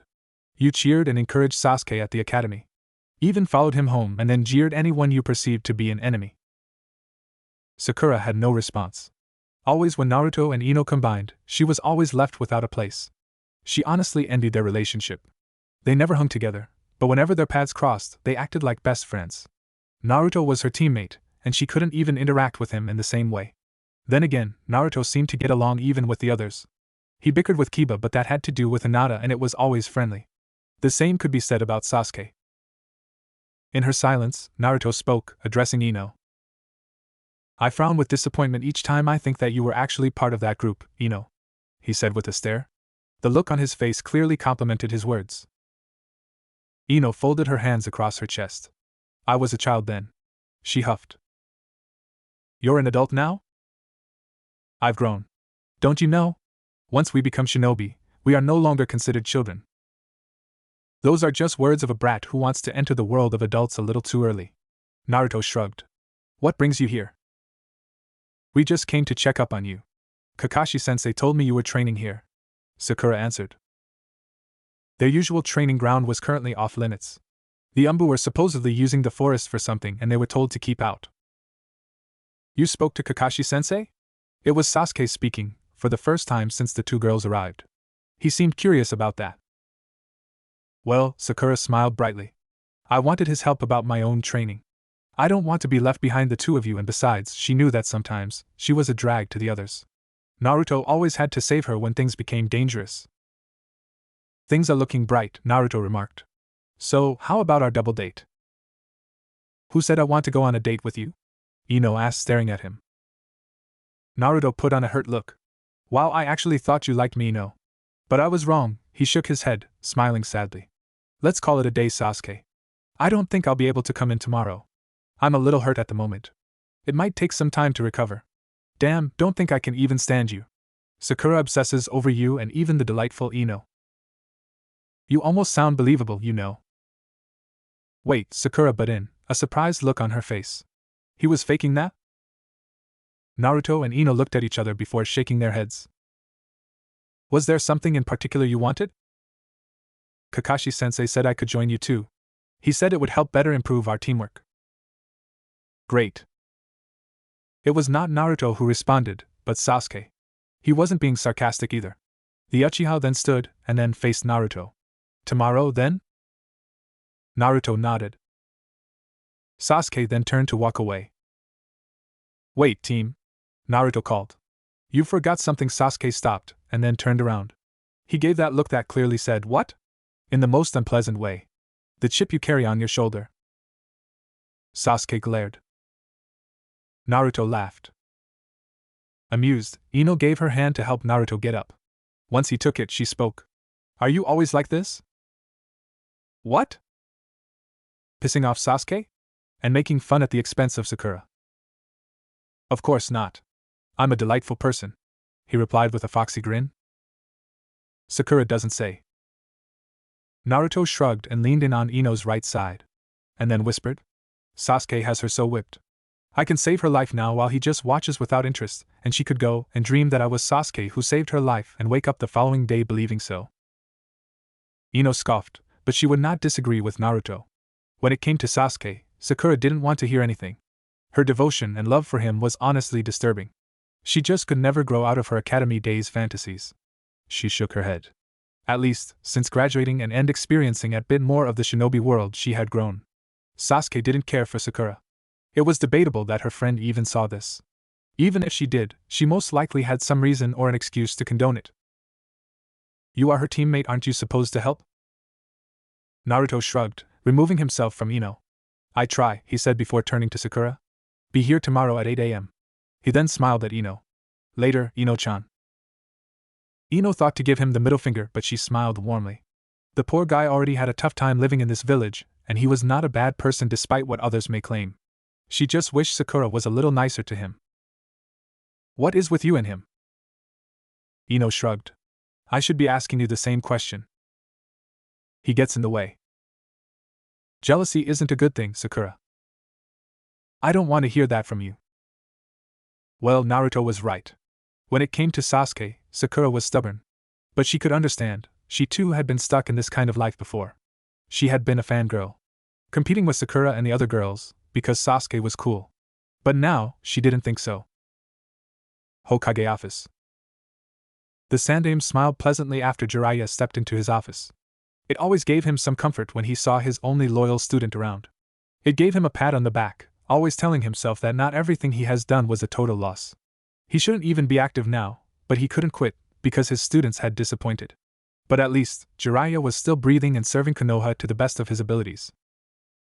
When did you return, Jiraiya? Yesterday, the Sannin responded, staring at his sensei. You look a little happier than last time I saw you. I was still dealing with Naruto after he confronted me about the Kyuubi. He smiled. He should have known that it would happen. The bijou was sealed within after all. It was a difficult moment for him. He'd never seen Naruto look so betrayed and hurt. For some days he thought that perhaps his relationship with Naruto was over. But now things are looking good. For you maybe. Jiraiya paused, shaking his head. I met him. My road is going to be a little more difficult. Hardly surprising. Ever since realizing that I kept the truth about the Kyuubi from him, Naruto has come to conclude that there are many things I'm hiding from him, even about his parents. That was a touchy subject that Hiruzen always tried to ignore, but he had a feeling Naruto suspected something. He just could never ask because he knew it was going to be an emotional talk that may not be pleasant for him. He knew it was only a matter of time before this happened. You think he knows something? I don't know. He probably suspects something. He is not that stupid, and we don't know what Orochimaru told him. Hiruzen shook his head. He always dreaded the thought. Have you spoken to Tsunade? I saw her. The Sannin frowned. She refused to return. Still racking up gambling debts and roaming around freely. She is only safe because she is a Sannin. He shook his head. She won't return. Allowing Tsunade to roam free despite her talents, one of the things that has earned him some angry retorts from Danzo.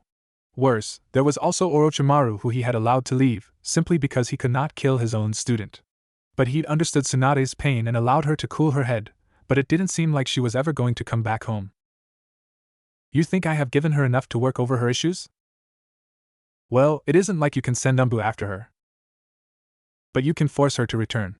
Tsunade is a valuable kunoichi to Konoha, and we are wasting her talents by allowing her to roam free. Naive. Indecisive. And frequently lacking the spine to do what has been done. The thoughts haunted Hiruzen. You've just never been willing to go that far. Jiraiya cared for Tsunade, but he didn't know about forcing her to return to the village. There was no war. The village was not under any attack. She was not needed, but he understood. Hiruzen wanted someone to replace him as Hokage.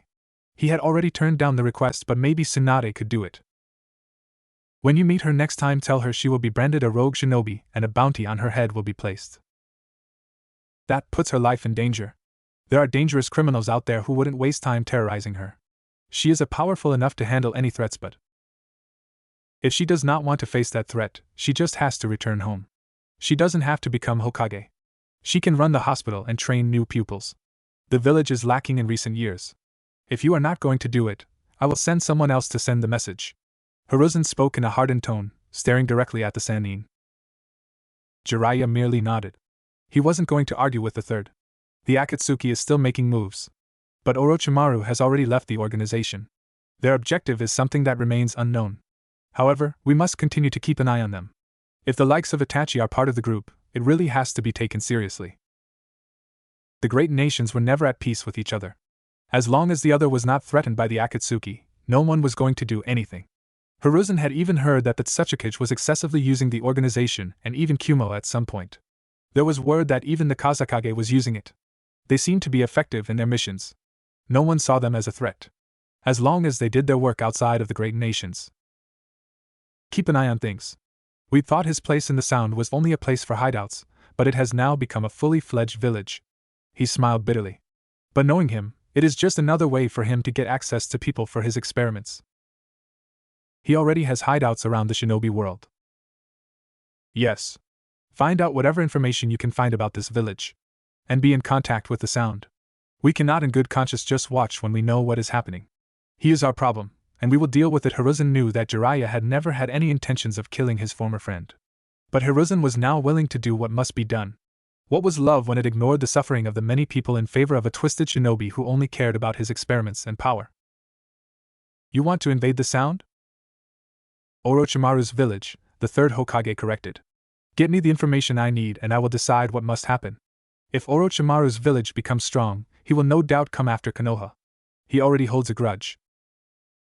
You think he would attack Konoha?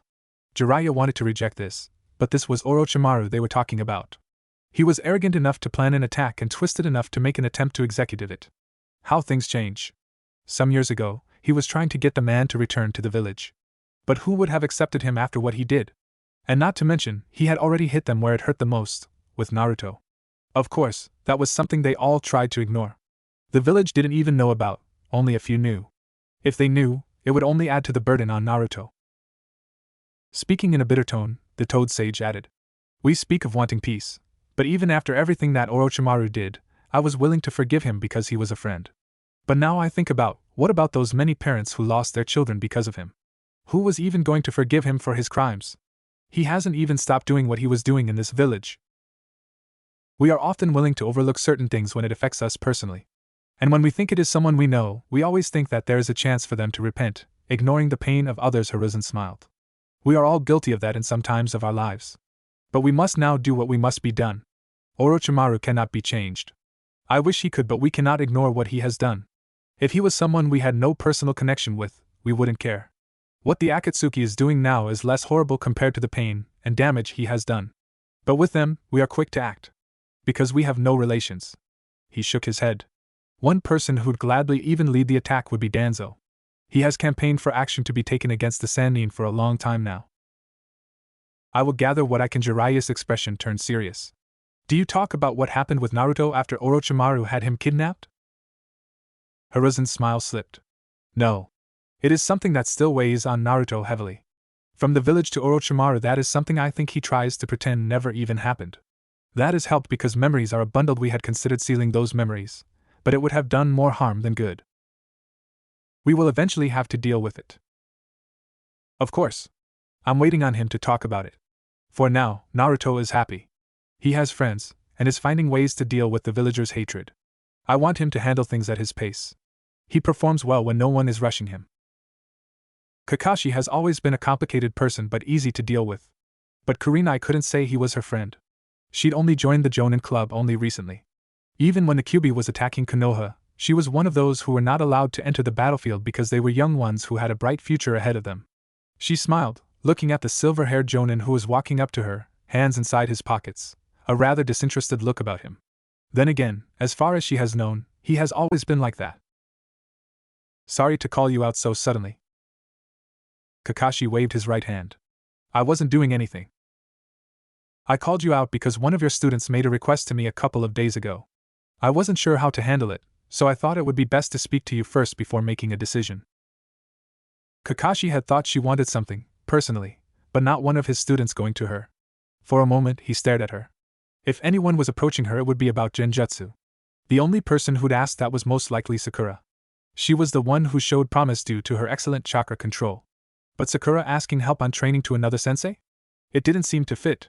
From what he knew, she had quit training with both her teammates after the first day. But anything could happen. Sakura? Kurenai shook her head. Naruto. That was surprising. He didn't see it coming. Kakashi had to stare at the woman to see if she wasn't just joking. But Naruto and Genjutsu? The two didn't seem to click. Naruto wasn't even suited for Genjutsu. I thought the person asking you would be Sakura. She has displayed potential with Genjutsu. Naruto, on the other hand, has massive chakra reserves, and no perfect control over it. He mentioned that. And still wants to learn Genjutsu? You didn't know about it? Kakashi shook his head. He has been training with Sasuke over the past week. He didn't say anything about it last time we spoke. Oh, Kurenai paused, thinking. He didn't say he wanted to exactly learn how to use Genjutsu. He said he wants to understand it because it was his weakness. I don't have a problem with it, but he is your student, and I didn't want to start teaching him anything without talking to you first. No, it is fine, Kakashi replied.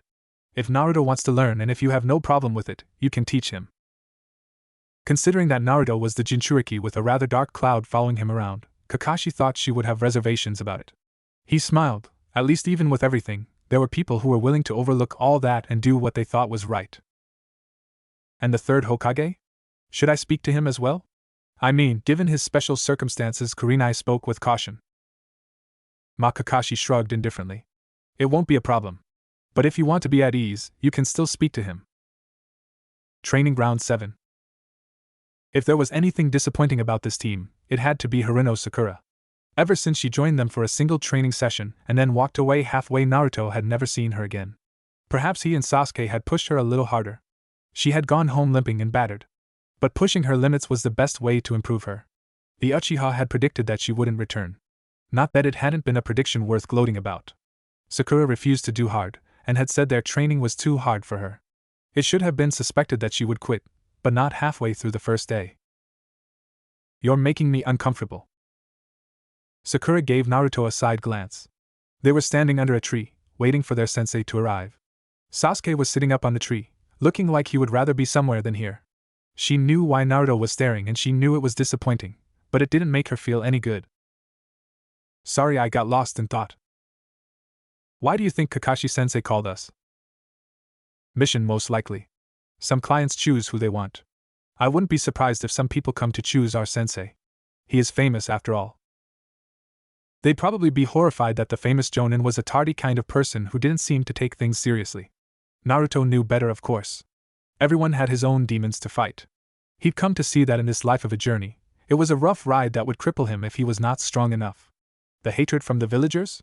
He'd managed to stomach it. But the shinobi world could corrupt it all by forcing him into situations where someone had to die to protect his teammates, or the mission.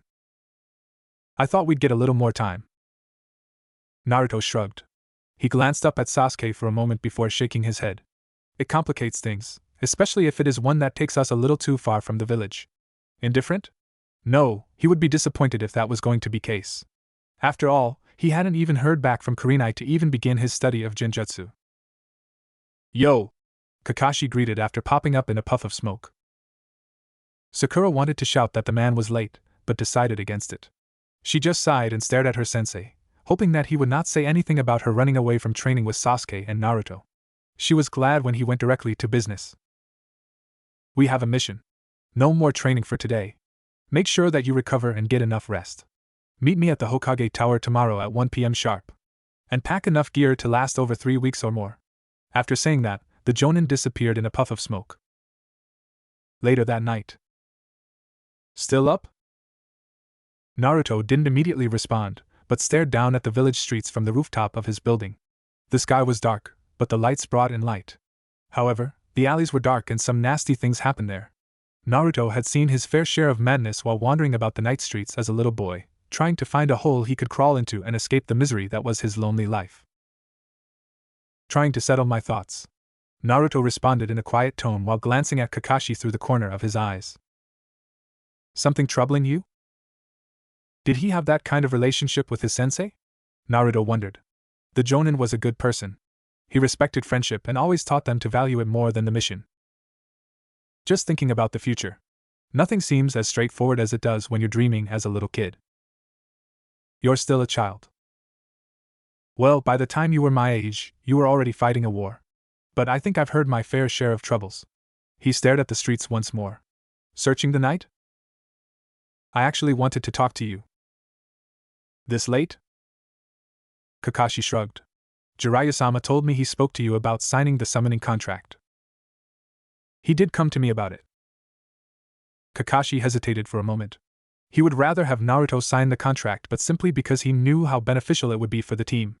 Jiraiya had other reasons, and Naruto most likely suspected this to be the case, hence his refusal. Unlike my summons, which only help when tracking, the Toads can work as the 5th and 6th members of the team. They would offer protection and fire power when needed. As the team becomes stronger despite your ranking, you will do dangerous missions. And the Toads can only be useful. Naruto stared at Kakashi with an expressionless mask. After a moment, his eyes went back to his staring contest with the streets. You give more details than the Sannin. And I'm not sure if you're trying to make me feel bad or not. Because when you say it like that, my decision sounds irrational. Kakashi had flinched slightly when Naruto gave him a look. Even within the darkness, those eyes could be so clear. There wasn't a hint of coldness or hatred. The lack of any emotion was what made his skin crawl. It was not the first time he'd seen such a look from Naruto. I'm not trying to do that. Naruto nodded.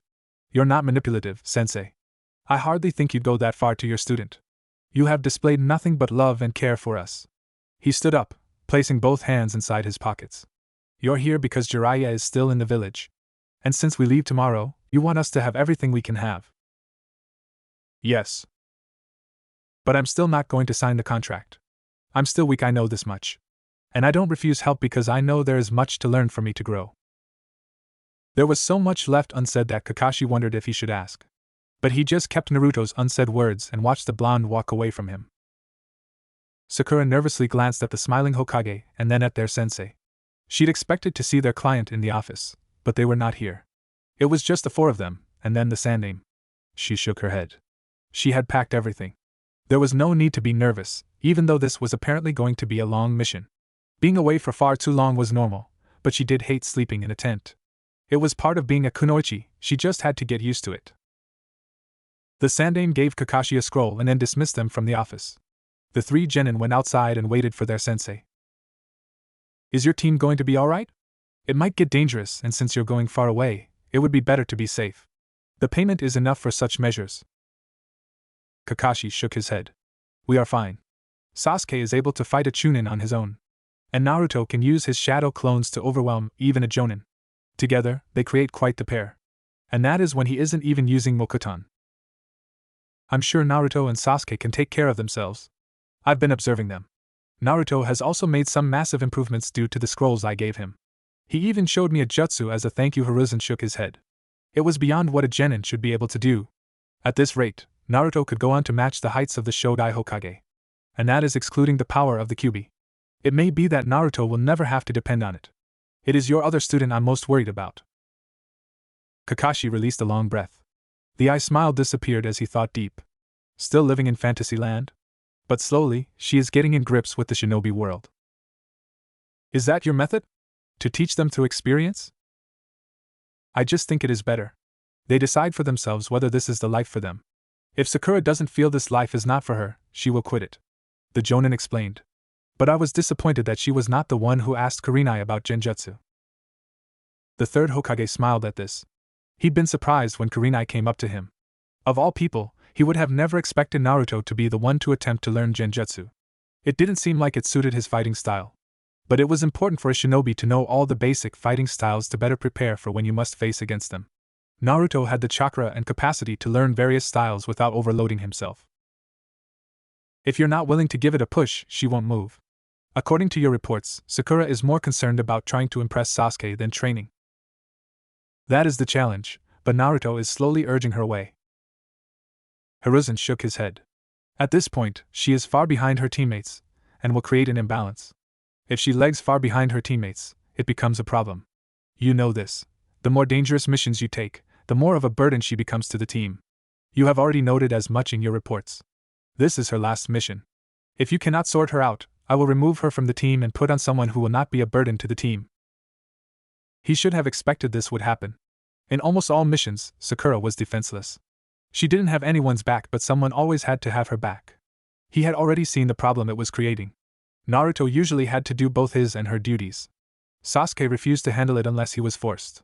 This harmony was not going to last forever. He sighed. He didn't want the team to be broken up.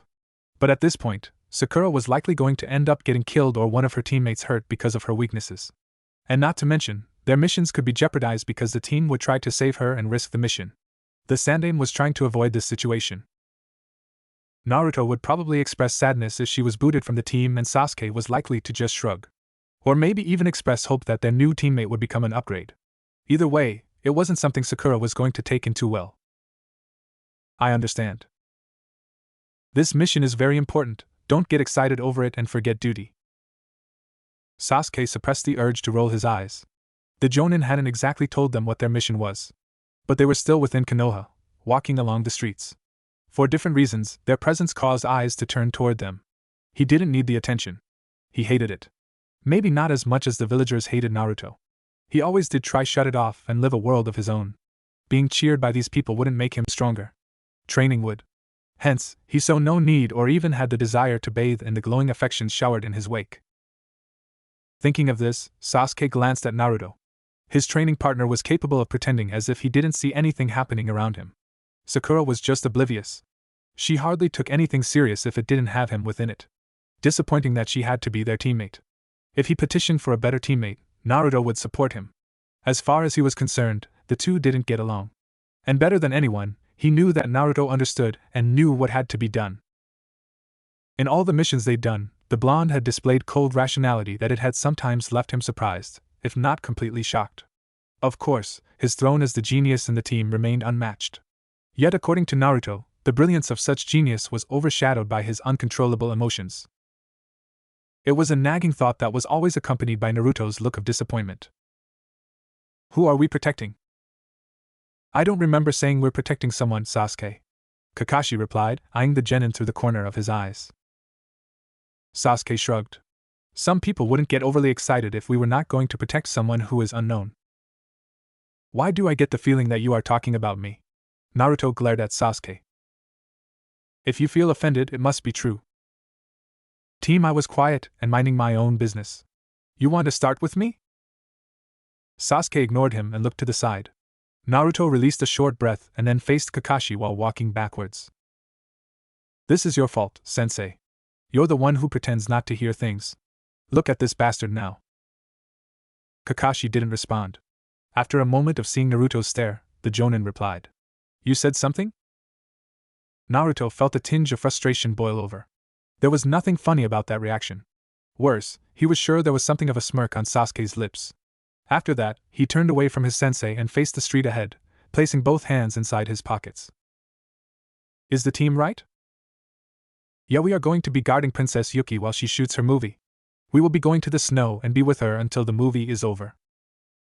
The Princess Yuki? The famous actor? Sakura asked with excitement. She was less concerned about the princess but more about those who she acted with. After all, there were some hunks in the big screen. Yup.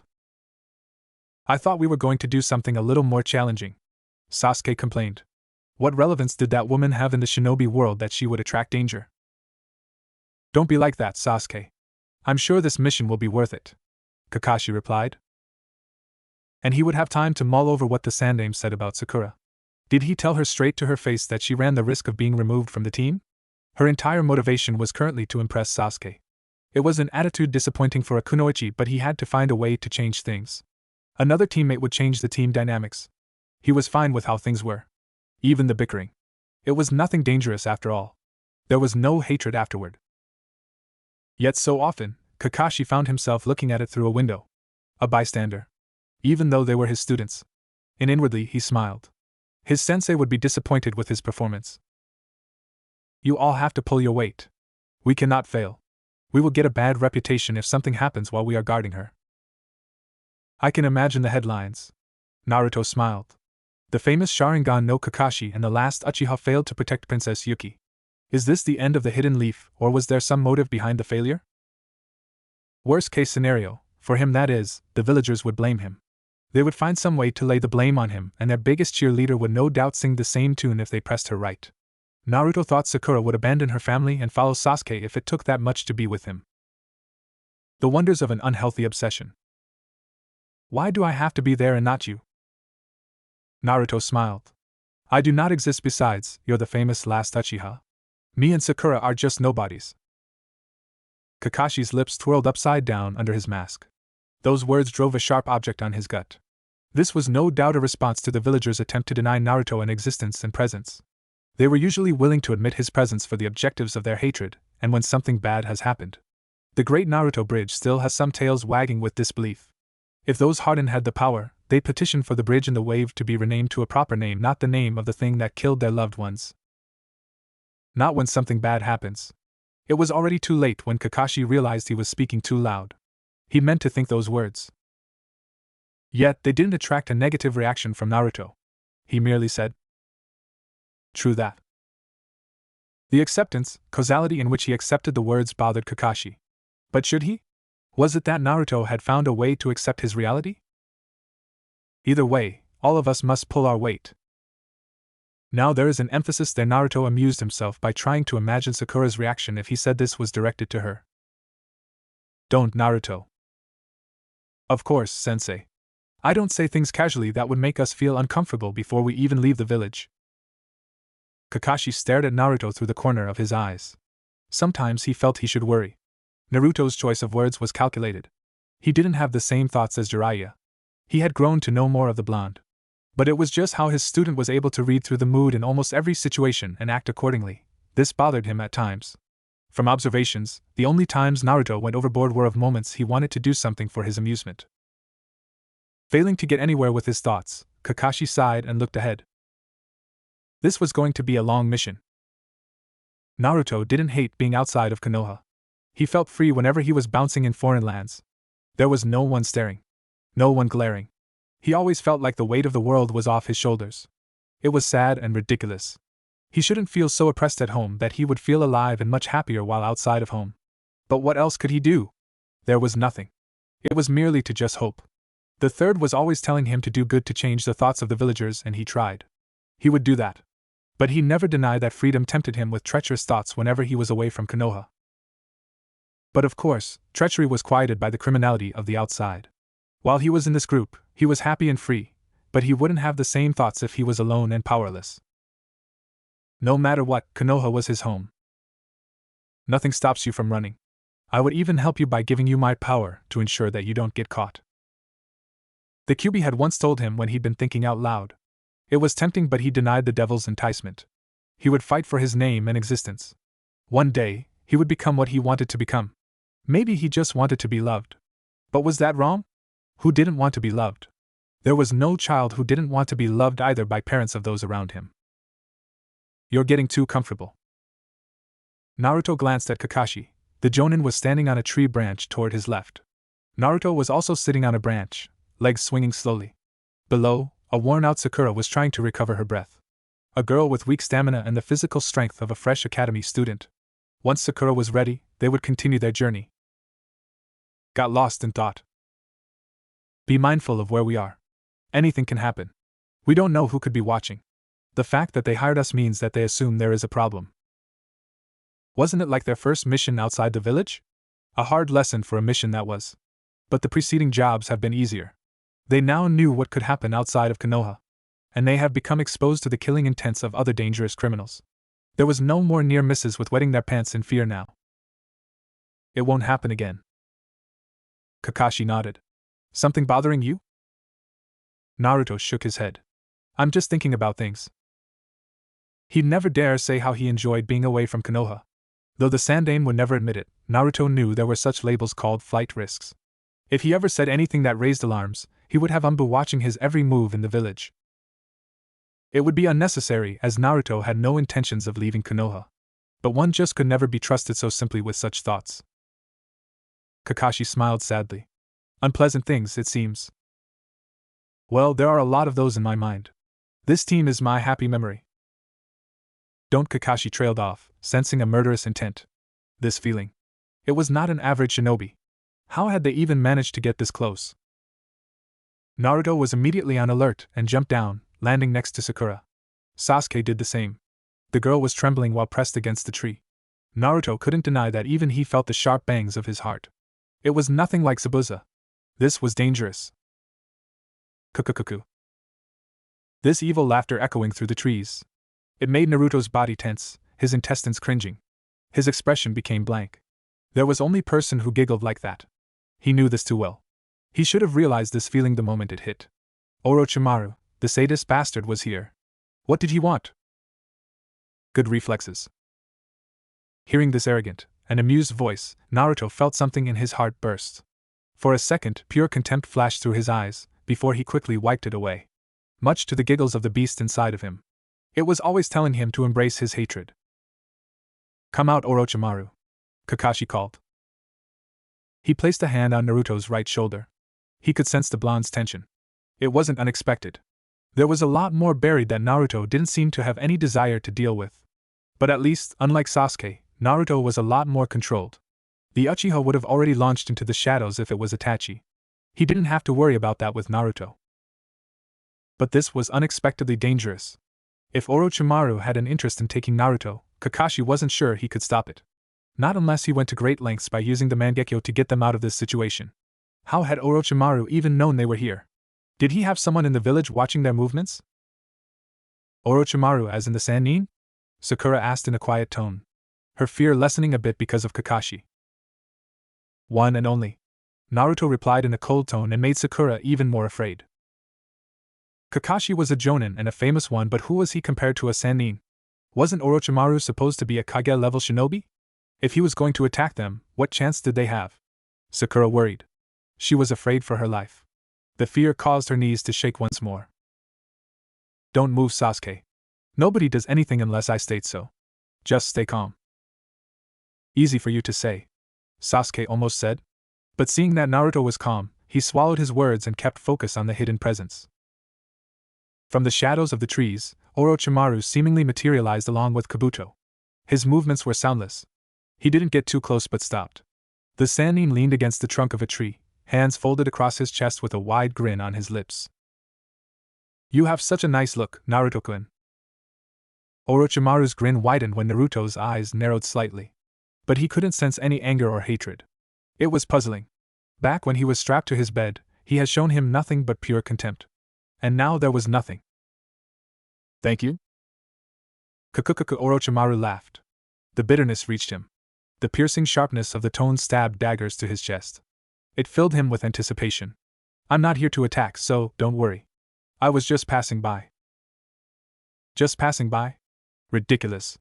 Nobody just passes by a group like this. Naruto wanted to sarcastically call out the Sannin, but he kept his thoughts to himself. Of course, with how he was grinding his teeth, he most likely just swear at the Sannin. What do you want, Orochimaru? I just came to see my test subject. It has been long since we were separated. And I've heard that you have been hesitant to use the gift I gave you. It is rather sad since I cannot gather valuable data after all the work I did. I'm not your subject, you filthy bastard, Naruto replied forcefully. He didn't want to think about the hell he experienced after Orochimaru ambushed him. He hated the Sannin and his sidekick. After all, after Orochimaru fiddled with the seal in attempt to provoke something, the glass-wearing bastard had been the one who came to cut him open and then watched, taking notes, as his body regenerated, thanks to the Kyuubi. And then they gleefully pondered about his regenerative abilities with Mokuton. The torture. It was horrible. He dared not think too deeply about it, lest it test just how firm are the shackles that bind his sanity. Now there is no need in denying that. After all, I did save you from the hell that was Konoha. The orphanage wasn't treating you right. I saved you. You know, when you disappeared, the villagers celebrated. Orochimaru took joy in Naruto's changing expression. And then you returned. It was like the Kyuubi had returned to finish the job once more. Damage control. Kakashi couldn't allow the Sannin to say whatever he wanted. He was surely trying to rile up Naruto, and it was working. Naruto was still just a child. There was so much he could take, and Orochimaru was going into sensitive matters that had yet to be resolved. Sakura would have questions after this. But he couldn't let Orochimaru say any more. What do you want, Orochimaru? The Jonin demanded, putting a hand on his left eye. He was ready if he had to be. He couldn't risk losing his 2 students. I'm just passing by. No need to be serious, Kakashi-kun. The Sannin stared. Though, I do like to see what you would do if you were serious. Kakashi tensed. He couldn't predict what Orochimaru would do next. The last time he come across in a heated scene, he hadn't been able to move at all. He could now move, but what could he do? Have you come to take Naruto? Orochimaru laughed. Who knows? He turned his eyes towards Sasuke. Hello, Sasuke. He grinned. You do not have the same eyes as your brother. But I hear you're quite skilled. Sasuke's eyes flashed. Don't say that name. Oh, why not? Itachi-kun was my partner, and I wonder if you can compare to him. He did always talk about his little brother, always used to look up to him. Orochimaru laughed. He told me all about how your parents begged for mercy after he'd slaughtered everyone, and how you cried pathetically trying to stop him. He felt so sorry for you that he ended up not killing you. The Sannin adopted a thoughtful look. No, he said you were just not worth the effort. Anger got the best of Sasuke. His eyes flashed crimson and he lunged toward Orochimaru. But he never reached the Sannin. Kakashi tripped him, causing him to fall flat on his face, and then quickly stood atop of him to stop him from moving. Your intel was right, Kabuto. He does light up when Itachi-kun is brought up. I would say rather predictably. Quite nothing like Itachi. I could never read him. He is the master of his emotions. It is laughable that his brother lacks this much self-control. Orochimaru then faced the Uchiha. Next time, I'll let you entertain me to see how good your Sharingan is. For now you're still a brat. Orochimaru moved far faster than Kakashi could react. The Sannin moved past him and then stopped in front of Naruto. Naruto stared straight at Orochimaru, unblinking. Use that gift I gave you. You're denying me valuable data. You were the perfect subject for me and I did more than what I could with other subjects. If you do well, I'll tell you another secret. The Sannin leaned in to whisper. You have not forgotten I know your secret, right? Give me the valuable data I require, or I will talk. He then moved away to avoid Kakashi. If you are a good boy, maybe I will come and rescue you from the hell that is Konoha. Nobody likes you there. But I'll treat you better. Naruto laughed. He'd have to be manipulated through Genjutsu to agree to join Orochimaru. There was currently no joy with the villagers, but joining Orochimaru would be betraying his pain and following a path that went against his core beliefs. Even if Naruto had to choose between jumping off a cliff and following the Sannin, Naruto would put on a foxy grin and jump to death. There is only hell in your place. And I'm happy at Konoha. Just die, Orochimaru. Honestly, if Orochimaru just went up and died, Naruto would celebrate. He wasn't a sadist who enjoyed other people's pain, but Orochimaru's, he would enjoy. Maybe someone would say it was wrong. But the Sannin did not deserve pity. He was worthy of being condemned. How sometimes he wished there was a true devil who could come and collect his spawn.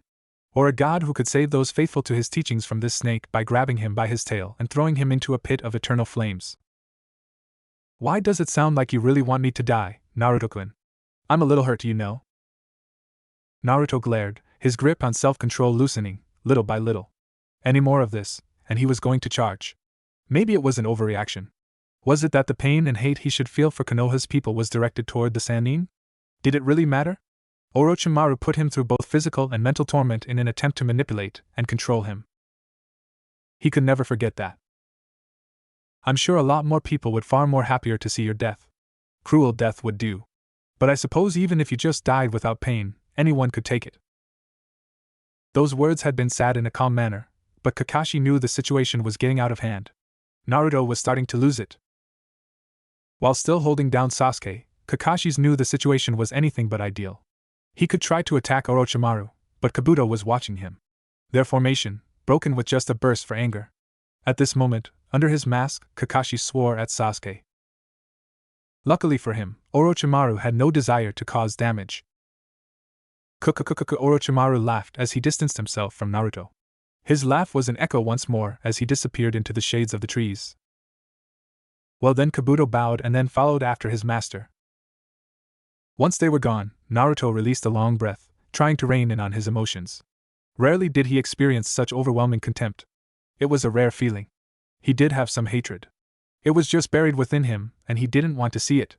But Orochimaru threatened to bring out those emotions out to the surface. Once calm, but still mad, he gathered his surroundings. Pathetic. Naruto was stone-faced, staring at Sasuke. The Uchiha responded by shooting daggers at him. He shrugged it off. A little bit of taunt, and you readily attack a Sannin without due consideration. I don't need to hear that from you, Sasuke replied harshly. Well, I'm telling you. You need to stop acting like you have loose screws. What if we had a client to protect? By the way things are, you could willingly abandon a client if someone taunted you about Itachi. Get hold of your emotions, Sasuke. Sasuke folded his hands across his chest and looked to the sides. Oh, the mighty Uchiha has nothing to say or just won't admit that he just can't control himself, can he? So much for the last Uchiha. That is no way to speak to him, Naruto. You don't you? Arg, shut up, Sakura. The words came out easily enough, like it was natural for him. Inwardly, Naruto wondered what pushed him to say that in front of Kakashi. And straight to Sakura's face. Maybe he was angrier than he liked to admit. If he was, perhaps it was time to deal with his hatred. You have no right to speak in this matter. What Sasuke did was reckless. Kakashi-sensei had to go out of position to stop him. It left both you and me open to attack. As you saw, if that bastard wanted to attack, he could have done it the moment Sensei pinned down Sasuke. You, on the other hand, need constant protection. We all had to stand and guard you like you were the client. Grow up and learn to protect yourself. There was enough steel in the tone that Sakura had no words to say. Kakashi just sighed, wondering if he should have intervened.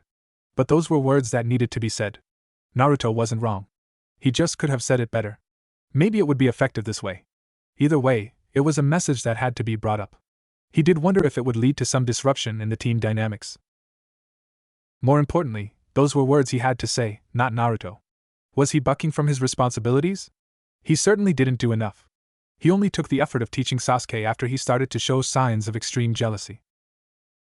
Was it even a bad thing that Orochimaru didn't fight them? For some reason, Kakashi thought this was the worst-case scenario. While he spent his time casually talking to Naruto, there was no doubt that he expressed some interest in Sasuke, and that was dangerous. Still, he'd never seen Naruto like this. Perhaps this was a good thing.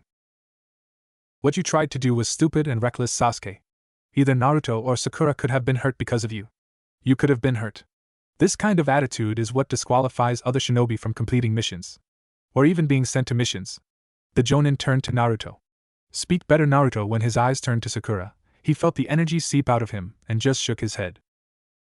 Naruto took a deep breath and then forced a smile. He truly hated Orochimaru. But he was losing his composure here. It was amazing just how someone's presence could cause such a reaction and force things out. Just now, he really wanted to just sit down and calm his nerves. After a couple of moments, he rained down on his thoughts, slapped himself across the face, and faced his teammates. Sorry about my tone, Sakura, he said. I was a little angry. A little? Sasuke wanted to ask. Sakura couldn't say he was wrong.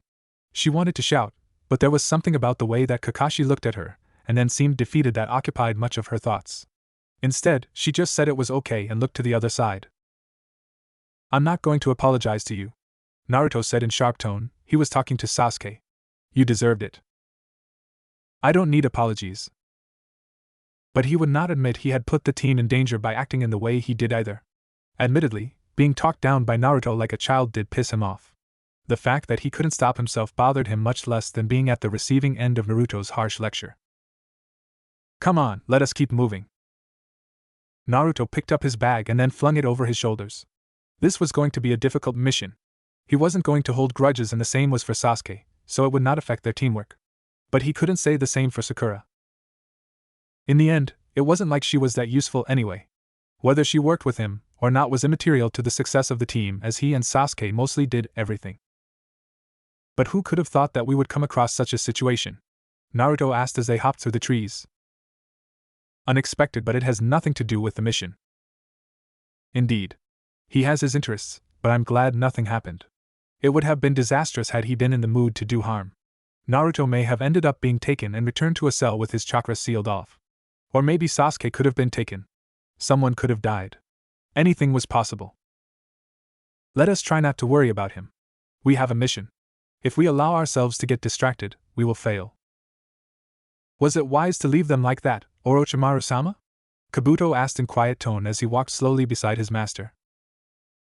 It had been the perfect opportunity to grab both Naruto and Sasuke. They had invested heavily on the blonde. There was never going to be another opportunity like this. Konoha was going to take measures to protect its assets. Are you forgetting how things were like last time we got him? Orochimaru hadn't thought Hiruzen would turn into that kind of person. But he'd seen it. His kind and gentle sensei had turned into a demon the moment he realized Naruto was gone. His hideouts had been destroyed with Danzo working overtime to find Naruto. And when they had found the blonde, the message had been passed: he had crossed a line he should have never crossed. If they did something like that again, the reaction was going to be worse. Konoha would have its shinobi actively hunting them. For him, it would not be a problem, but the people working for him would be causalities and breathing would a little difficult. He couldn't afford to be restrained in this manner. Not when he had his other plans. I haven't forgotten, Kabuto pushed up his glasses while smiling. But he was a good test subject. Being a Jinchuriki and Uzumaki worked well for us. He could be a monster when he grows older. True, but if we want him, we can always get him. Konoha does not want him. We merely have to push the right buttons. For now, we can let Konoha have him, and if we need him, we could use him. Against Konoha, you mean? Of course, Orochimaru grinned. I'd like to see the look on Sensei's face when Naruto turns on Konoha. It would be something. But Kabuto didn't think it was within the realm of possibilities. His master did have a way with words and convincing people. But Naruto hadn't been willing to listen to them even before. He had no friends then, was betrayed by everyone. And now he had friends. Things were different. He liked to think that his master wasn't ignoring this fact. Or the fact that when Naruto finally snapped, he destroyed their hideout while trying to murder them, and that was what led to Konoha finding Naruto. Sasuke-kun can also be easy to lure. His desire to kill Itachi is as great as said. It would be great if he could get a sample of Naruto's DNA after all the experiments. After all, he'd been able to do much with Naruto because his body could handle it. He hadn't been able to get anything because Konoha had arrived a little too soon after the Kyuubi decided to come out, threatening even his life. He hadn't been able to even see the results of his experiments. If he could acquire Sasuke, he could make some safe modifications. True to Kabuto, there was no one who would suit them like Naruto.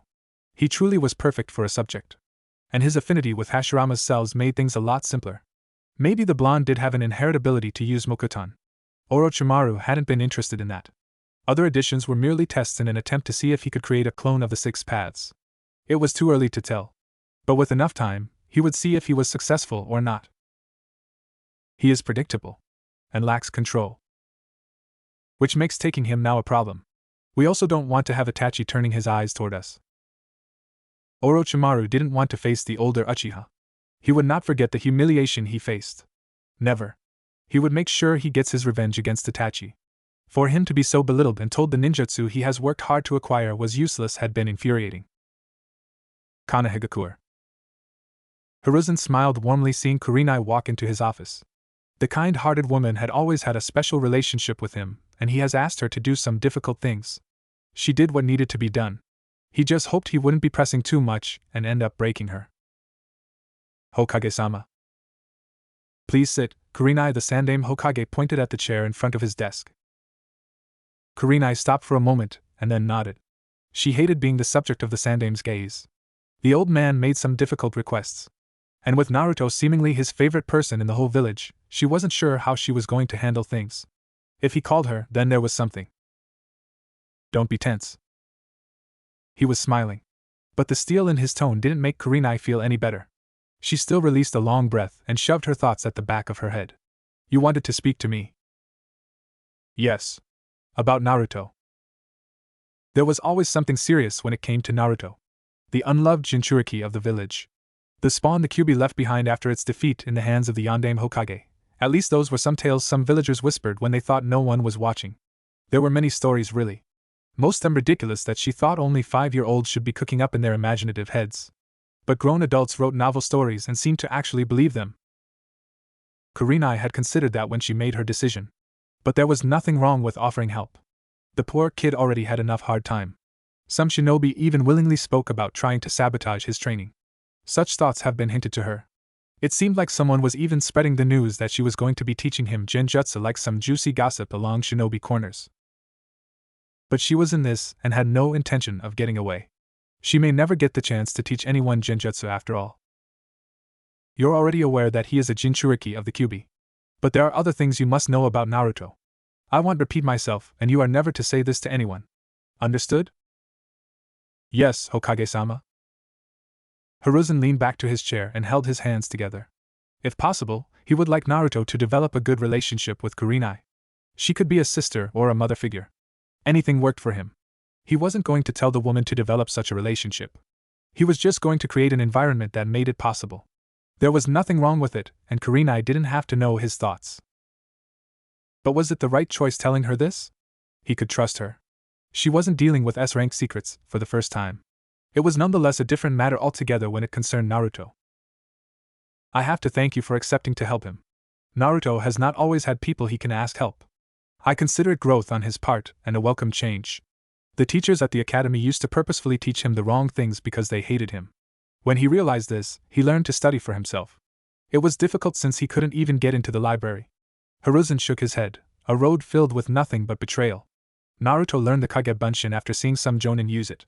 It was his safe bet into getting into the library after quick transformation. Because of this, he doesn't willingly accept help unless it's necessary. A tough young life indeed. What kind of a person even denied a child from entering a library? Then again, to many people, he was the Kyuubi. Who would be stupid enough to allow the Bijou to learn new things? It would only regain its power and destroy them all. It must have taken a lot of courage for him to ask for help. Yes, Hiruzen nodded slowly. I don't expect you to treat him as if he is special. But handle him with care. You are aware that he once disappeared from the village, yes? A mystery that has never been solved by many. No one seemed to know. He was gone from the village streets for a couple of months. Anyone could have noticed. After all, the villagers had started to openly talk about the death of the Kyuubi brat. He had resurfaced once more. But a different kind of person, or so she heard. He disappeared because he was kidnapped by Orochimaru. He was experimented on. It is something that he doesn't talk about, even with me. But he has to deal with it. We never said anything because it would simply make a worse case a little more chaotic. Just how much did the blonde suffer? How was he even sane after all that? Kurenai closed her eyes, trying to digest fully what she'd been told. You want me to help him open about it? Yes. But don't force things. He smiled. Naruto is very observant. It would be best if there are no signs of deceit. I do not wish for him to think he cannot trust anyone and that everyone lies to him. You can tell him that I spoke to you about this. Will he not respond negatively? No, maybe he will show indifference, but not negative emotions. It will be problematic if he finds out we spoke and kept it a secret. Naruto could be complicated in that way, but he was still a person Kurenai could handle. At least he thought that way. Morai City. Sakura glanced at Naruto, and then at their sensei.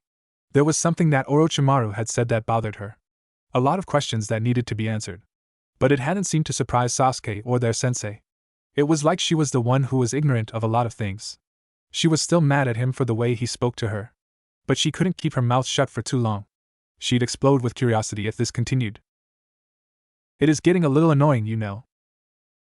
The voice, cold as ice, snapped her out of her thoughts.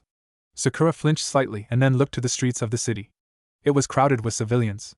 The normal life that she had once enjoyed while an academy student. The life now was nothing more than hardships that she had never thought would follow her when she became a kunoichi. She wondered how she should say this, but after a moment, she found a confidence and then spoke. What did Orochimaru mean by you being his subject? That is a good question. Kakashi wouldn't enter the debate. The secret was Naruto's to tell. It was nothing too bothersome to cause some friction with the team performance. Sasuke would continue to do as normal. And Naruto was strange in the way he handled things. You're keeping secrets from us, aren't you? Aren't we supposed to be a team? Naruto glanced at the girl with a raised brow. He found her complaints a little amusing. But he wouldn't entertain her. He didn't owe her an explanation. But it was to be expected that she would be back to this kind of person. Running around did its work in making her forget about Orochimaru. Or maybe she was trying to forget about the whole ordeal since she nearly pissed on herself. Being teammates doesn't mean you have the right to know the color of my underpants. I won't ask if you're wearing black today because it is none of my business, he then smiled. But Sasuke may ask if he has that kind of interest. Sakura blushed. That was the color she was wearing. Was Naruto peeking on her? She glared at him and then stole a glance at Sasuke. He was staring at Naruto. She realized he'd been listening to their conversation. Why do you have to bring my name into this? Well, Sakura's reactions are just too amusing. And yours as well. I can't help myself sometimes, Naruto responded with a shrug. It served no purpose in telling Sakura anything.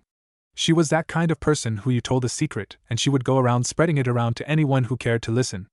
Ino was the gossip type, but she knew when to keep her mouth shut. Still, he wouldn't tell her. Even if Sakura could keep the secret, whenever something happened that she didn't like, she would open her mouth and then tell him he was doing certain things because of it. After all, she has often reminded him he had a different attitude because he had no parents. Was he to be blamed for that? You're not going to tell me? Sakura asked, her tone a little quieter, her face displaying some disappointment. Naruto glanced at Kakashi, looking for some help, but the Jonin just shrugged. He disliked this part of his sensei at times. The man was more than willing to act like a referee and allow them to deal with their own issues rather than interfere. Sometimes it worked and sometimes it didn't work out. And this moment, Naruto wasn't feeling all jolly that he was going to play nice with Sakura. But he had to be mindful of the mission. He didn't want to say anything that would make the girl lose focus. Someday, Naruto replied casually. It didn't take long for them to walk about the village and then find their client for their mission. Their client was an old man riding a horse with some masked men wearing armor, also riding horses. The man jumped from his horse and stepped in front of them, smiling warmly. Sandeya-sen? Kakashi greeted the old man with a nice smile, while holding out his right hand. You've arrived just in time, Sandeya replied, shaking Kakashi's hand. Is this the rest of your team? Kakashi nodded. Yes. In time for? Sandeya smiled. The princess doesn't want to get on a ship to the snow to continue filming. We were just looking for her. She is within the city but is acting up. Why? Sandeya shook his head. Help us find her first, and then we will talk further. There is a timeline we have to follow, so much must prepare to leave the city by tomorrow morning. Kakashi nodded and then turned to his team. You all know how she looks like, yes? Yeah. Good, then spread out, and when you found her, alert me and we will gather everyone. Hi. The genin disappeared from the view, surprising Sandeya at the speed in which they vanished away from sight. He smiled. You could never underestimate shinobi. Being on the road this long has taught him that you could never underestimate anyone who wore a headband. They looked young, but they were capable of some dangerous actions. He hoped it would be enough for what awaited them in the snow. You're not going to join them? Kakashi shook his head. You need not as well. We can find some place to talk about the mission while they search. For his team, it would be a training session. The woman wasn't a kunoichi, so tracking her down would be a little difficult. But she was also the kind of person who attracted attention, so that made up for her lack of presence. It was only in this kind of situations that Naruto could walk around with his chest puffed up. If he could walk in air, then he could do so. There was freedom any place that wasn't Konoha, and it was the freedom he enjoyed. Perhaps it was the kind of attitude Orochimaru thought would make him want to abandon the leaf and then join his crusade. But no matter how cruel the fate was, Naruto wasn't about to give up hope and walk on the dark side of the shinobi world. If he could afford to walk like this, there was hope that even in his beloved Konoha, things could change. Thinking of Konoha made him realize that he still needed to get in grips with his chakra control exercises. Since they were likely going to spend the night in the city, he could afford to do some training. He jumped from the street and landed on a roof. 3 Kage Bunshins appeared in a puff of smoke. They all did a transformation jutsu for camouflage, and then disappeared into different directions. Naruto looked up into the sky. The sun soaked his face with its warmth, nearly blinding his eyes. He quickly shut his eyelids and glanced down at the streets. The Gale Princess, huh? This was going to be some mission. He wondered if he could get into the movie. There was no shame in trying to be famous. A bit of movie appearances would also do him some good. Maybe he could ask the people doing the movie if they needed an extra in-film guard. It would certainly be a middle finger to those who thought he would never amount to anything in life. The thought gave him a smile. He would amount to something. He was someone and the future looked bright. There were thorns along the way, but life wasn't supposed to be easy, especially for a Jinchuriki and an orphan. I wouldn't smile like that if I were you. This hateful voice. How he disliked hearing it at times. Perhaps the anger there was that he'd managed to regain control of himself when the Kyuubi was trying to break free from the seal while wreaking havoc in Orochimaru's hideout. Had he not snapped out of it, it would have been the end of him.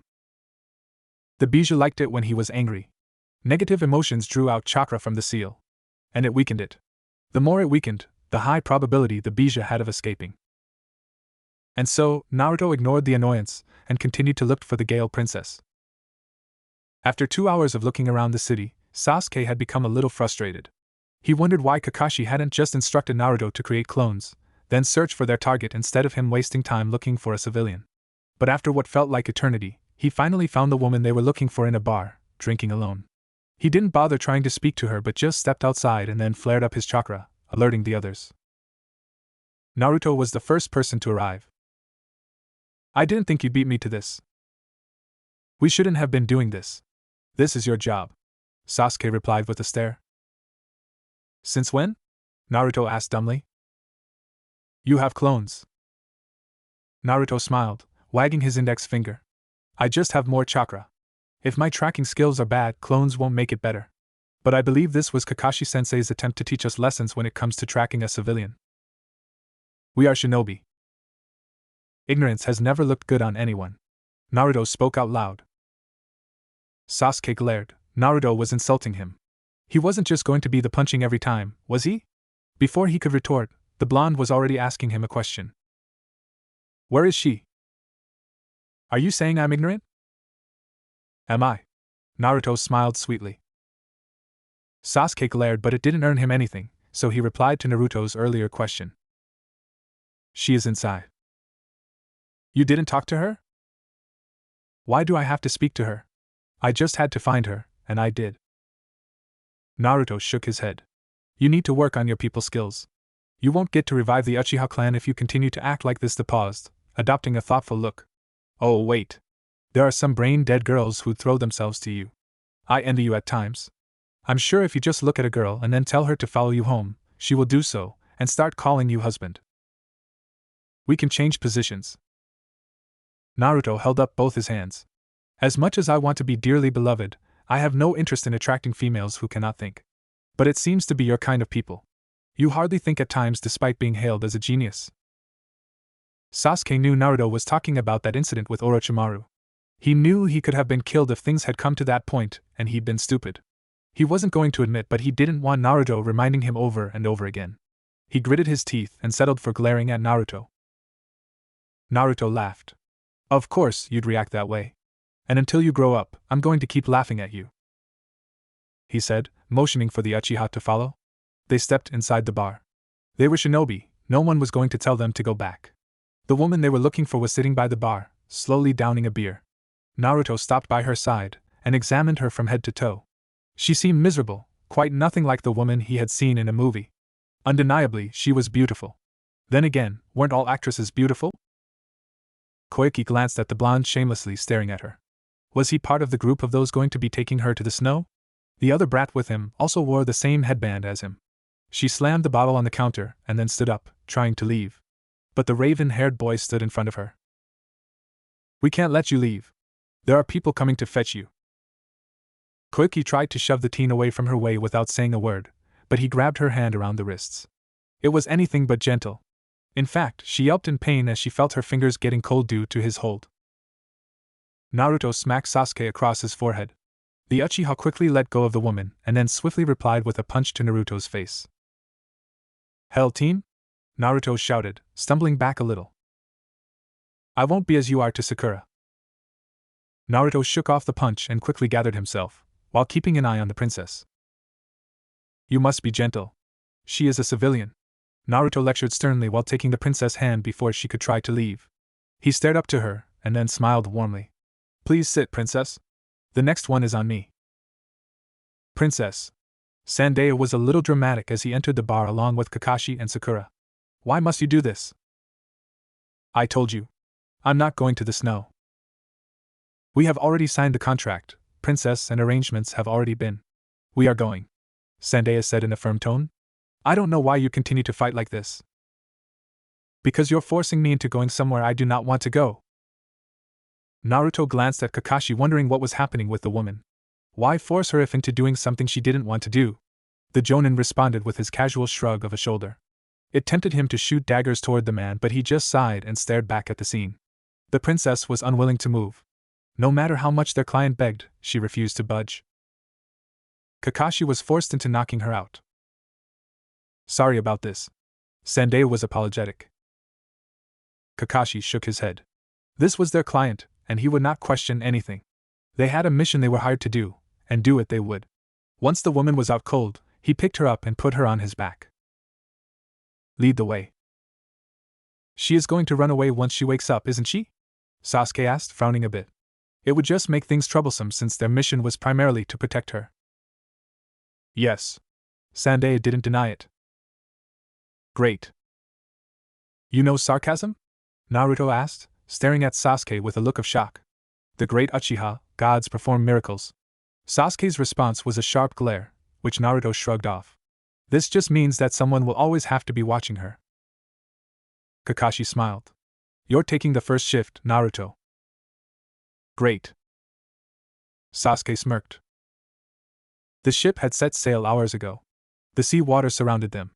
Now and then, a small wave would slam into the shields of the ship, but it kept steady. Yet Naruto couldn't help but wonder what would happen if a more dangerous wave punched into the ship, stuffing in water. The drowning. It would be chaos. Swimming he could do with his eyes closed. But this was the sea. There were many different animals. For him, safety wouldn't be an issue nonetheless. After all, he had the chakra to stay afloat for the long journey back to the land.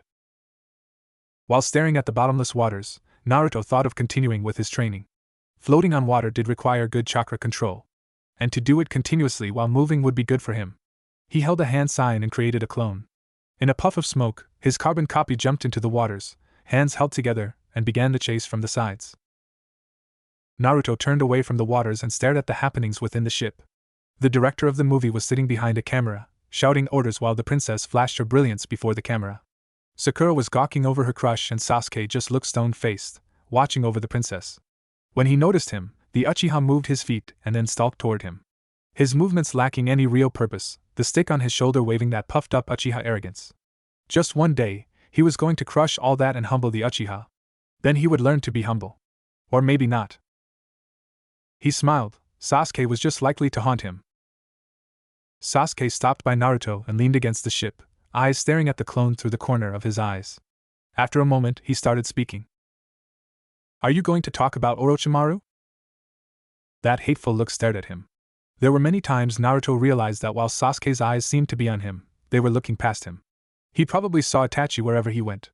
If anyone said the young Uchiha had nightmares of his brother torturing him, Naruto wouldn't find it unbelievable. There is nothing to talk about it. You bothered he brought up your brother? Sasuke wasn't going to bother trying to beg Naruto to talk. He wasn't that curious anyway, at least he told himself that much. The clone? He changed the subject, trying not be like Sakura. Chakra control exercise. If there was a demon that taunted him, it was the massive pool of chakra Naruto had in his possession. There was no competition. Even if he tried, he'd only be courting a humiliating death. He'd nearly fainted after trying to create a couple of Kage Bunshin. It was something else, but it had pissed him off that even an exhausted Naruto could still do that much. The fact that Sakura couldn't create one without dying didn't give him any comfort. Sasuke felt like he was being left behind. It was just chakra control exercises, but it was going to improve his rival while he stood here, watching a film set. Don't even think about jumping in. I don't want to be the one pulling you out while you gulp a few cups of salty waters. Naruto then smirked. Or maybe you could. I'm sure Sakura would be happy to give you mouth to mouth. It didn't take long for Kakashi and Sakura to join them. Naruto gave Sakura a thumbs up. He was sure she hadn't noticed that her attention has been on the princess co-stars than her beloved Sasuke-kun. What? I can talk to him if you like. I'm not afraid of it, and who knows, it might even make someone jealous and finally confess his love for you. Sakura knew Naruto was teasing. She was sure of it. But she still couldn't help to think. What if something like that were to happen? Wouldn't she become the happiest girl? Like they'd even listen to you. Naruto smiled. You'd be surprised, he turned to their sensei. You think I can get a role? You want to be on a movie? Why not? Maybe I'll also have girls chasing after me after I become a movie star. In your dreams? Naruto ignored Sakura's remark and then watched the princess. Though forced to come here, when the camera flashed in front of her, she became a different person. If she was a spy, she'd be terrifying. She knew how to play a role and she played it perfectly. Still, This is turning out to be a bore, he frowned. He'd been training and he wanted to test out some jutsu. There were no battles, just standing guard. Have to agree with you. I was expecting something else, Sasuke agreed with Naruto. If anything, this was going to turn out to be a joy ride. They'd enjoy the sun, walk on snow and be in the presence of some high-profile civilians. But what was that to a shinobi? Sasuke wanted to fight. He needed to become stronger. We don't always have to be fighting, you know. Sakura spoke in a quiet tone. Both Naruto and Sasuke never refused the opportunity to fight. They enjoyed it. This kind of mission suited her. It made her feel safe. She smiled. Was she the one who was supposed to be glowing in that feeling, or their client? We have yet to reach the snow. Things can change, Kakashi said. He knew things were going to change. If what he suspected turned out to be true, the mission would please both his male students and put Sakura to the limit. Naruto turned around to face the deep waters. This was life.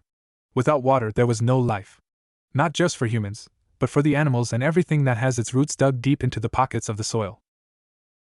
Could he attempt Suiton? Water and earth were the ingredients for Mokuton. He could try to learn Suiton while here. The vast waters could offer the opportunity. Naruto nodded to himself, and then held a single hand sign. 2 more clones appeared in a puff of smoke. Drinking. Though she appeared happy in the big screen, Naruto had come to learn that the princess was a miserable person. If he could use the word, she was dislikable. Everyone had issues. It wasn't that she treated everyone badly, just Sandai. It was late at night, and she was busy drowning her sorrows on alcohol. There was nothing troublesome to guard than a drunk client. Unpredictability always characterized their actions. But with her, one could predict what she'd do next. The extreme version of it would be trying to jump into the water and swim back to her holly place. Sighing, Naruto walked over to her. She was sitting on a wooden chair beside her bed, staring at nothing in particular. She looked dazed, yet the bottle never missed her mouth. But even a blind man couldn't miss his mouth. You do something repeatedly enough, you started to do it unconsciously. He snatched the bottle from her, earning a glare. He smiled. It wasn't his business to lecture the client. It is only helpful to me if you're sober. My job is to protect you. When you're drunk, it becomes difficult. In a quiet tone he spoke, staring at the woman. Please understand that much. I didn't ask you to protect me. We wouldn't even need this protection if we were not going to the snow. But we are going. Give me my bottle. No. Naruto shook his head. His lips twirled upside down. You look so lonely and miserable. It is kind of sad. But it makes me realize that everyone has their issues. She smiled for the camera and he'd grinned for the villagers.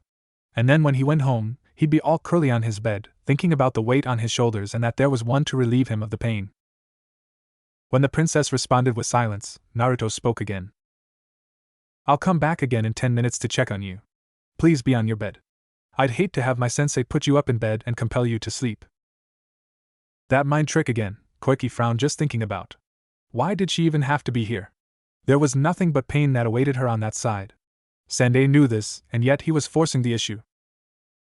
She watched with a stare as Naruto turned away, still holding her bottle. She felt tempted to lunge at him and take it, but she felt weak and honestly had no energy. She didn't even have the energy to get up from the door behind him and then glanced up into the sky. It was cold. There was no solid ground around him. The night moon reflected off his face. Unlike the sun, it permitted a staring contest.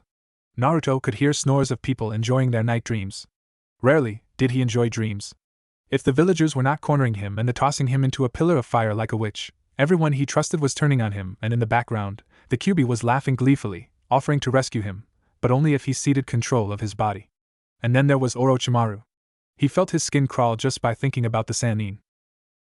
Kakashi-sensei, he walked over to the comfortable chair the director uses. It was just sitting on the deck. He settled comfortably and watched as the Jonin appeared from the shadows. You sensed me. The Jonin walked over to Naruto and then leaned against the frame of the ship, his back against the waves hugging their ride. When you have lived around people you think one day will storm into your place and then burn it down, you kind of develop sharp senses. Just to be safe. The tone was a little lifeless. The eyes shone brightly yet a little cold. Perhaps it was the reflection of the moonlight. It was nonetheless an expression Kakashi had seen once or twice from Naruto. Sadly, he replied. It has never been easy, he knew best. He couldn't put it as a question. Anything like that would be displaying an alarming level of ignorance. No. Naruto's lips twitched slightly. But I hope it becomes so. One could only hope. The sad part of it all was that it was the only thing Naruto had. There was no tangible evidence he could hold on to or even a promise made by someone. He just had to sweat while wrestling with demons, hoping while keeping in mind that it could all be for naught. Kakashi dared not entertain the thought. The cold grip of dread touched his spine when he tried to peer into that future. We all hoped so as well. Kakashi didn't muster the kind of confidence and assurance he'd wanted. His thoughts maybe. I spoke to Kurenai-san about your request. I was honestly surprised. You never displayed any interest in Genjutsu. It is effective. He frowned. And Sasuke has been using me as target practice. Whenever I have him on a bind, he uses it. Sharingan Genjutsu is powerful. But still just illusions. The exposure has made me learn to recognize it quickly. The main problem is not being able to recognize that you're under an illusion. Creative people can fool you easily. You think you can do it? Who knows? My primary objective is to learn its basic structure and how it works. If I manage to work out my chakra control, then maybe I can learn to employ it myself. He paused, adding, Sakura would have been better suited for it. She could provide support while we attack. Only if she was willing. She has to change that. Kakashi replied in a stern tone. You wouldn't have put her under hard training on purpose. Naruto shrugged. I won't help anyone who doesn't want to be helped. If she had any interest in improving herself, she would have stayed. We pushed her to test her resolve. Turned out she didn't have any. Kakashi sighed. That is a problem. Indeed it is. But you're the sensei. It feels like you're telling me to do my job. Naruto smiled sheepishly. Wouldn't dream of it, sensei. It wouldn't be wrong. I've just been watching from the sidelines all the time. I've only ever taught Sasuke. The Jonin shook his head. I'm your sensei, but not really your sensei. More like a family man who is concerned about keeping the family together. Kakashi chuckled lightly. Maybe right, he said. But I'm failing. The Sandaime has threatened to remove Sakura from the team if she doesn't become a real kunoichi. I would have failed her if that happens. Naruto was surprised the Sandaime would take such drastic decision, but it was rational. She is going to be broken. I don't want that to happen. Kakashi fell silent, staring up into the sky. This is my first team. I don't want to fail any of you. You are anyway right to say Sakura would excel in Genjutsu. I know some. I will try to teach her. You're good? Not Kurenai level. She is the greatest Genjutsu user in Konoha. Naruto nodded and then fell silent for a couple of moments before speaking. I'll help. We have a good team. It can be challenging. But I don't know how things can work out if a new teammate comes in. It's better to stick with what we know. Kakashi nodded and then asked, You want to talk about Orochimaru? Naruto shook his head. I was just a little angry. Maybe so much than I would like to admit. Bottling things inside isn't good, he smiled sadly. But I don't really want to talk about it. It is an uncomfortable conversation that brings all sorts of emotions. I understand, but you'll have to eventually deal with it. I know that very well, sensei. Cold. Treacherously so. Naruto had never felt such a cold dance through his bones, causing his organs to tremble. His body to shiver in a defensive mechanism to create warmth. The question of whether they'd reach the snow was a stupidly infuriating one at this point. If the sea had been frozen, Naruto wouldn't have found it out of place. The mountains looked like solid ice, but they were just covered by blankets of snow. Dark clouds gathered above, shutting any hope of the sun. Each landscape had its own atmosphere. If it wasn't deathly cold, it was deathly hot. Yet to the citizens, it was the normal. For the next couple of weeks, for them, this was the new normal. But this was damn cold. The only person who'd shown excitement was the film director. He'd shouted for the ship to halt. The large ice stranded within the sea would do just fine for filming. Of course, everyone would be out, getting battered by the cold while he sat next to heater, blankets covering for measure. Some mission this was turning out to be. You'd think the fire would be full of fires after seeing the snow, Naruto said in a mild tone, daring not to venture out into the snow. There are other nations like this. The samurai nation is like this, replied Kakashi calmly. At least we have reached the snow. We can now eat something different and get some space. Felt like I was locked up in jail. Is the village far from here? Not far, but we are there. Does the snow have a shinobi village? Kakashi glanced at Sakura for a second before looking into the opening. He was getting a little worried.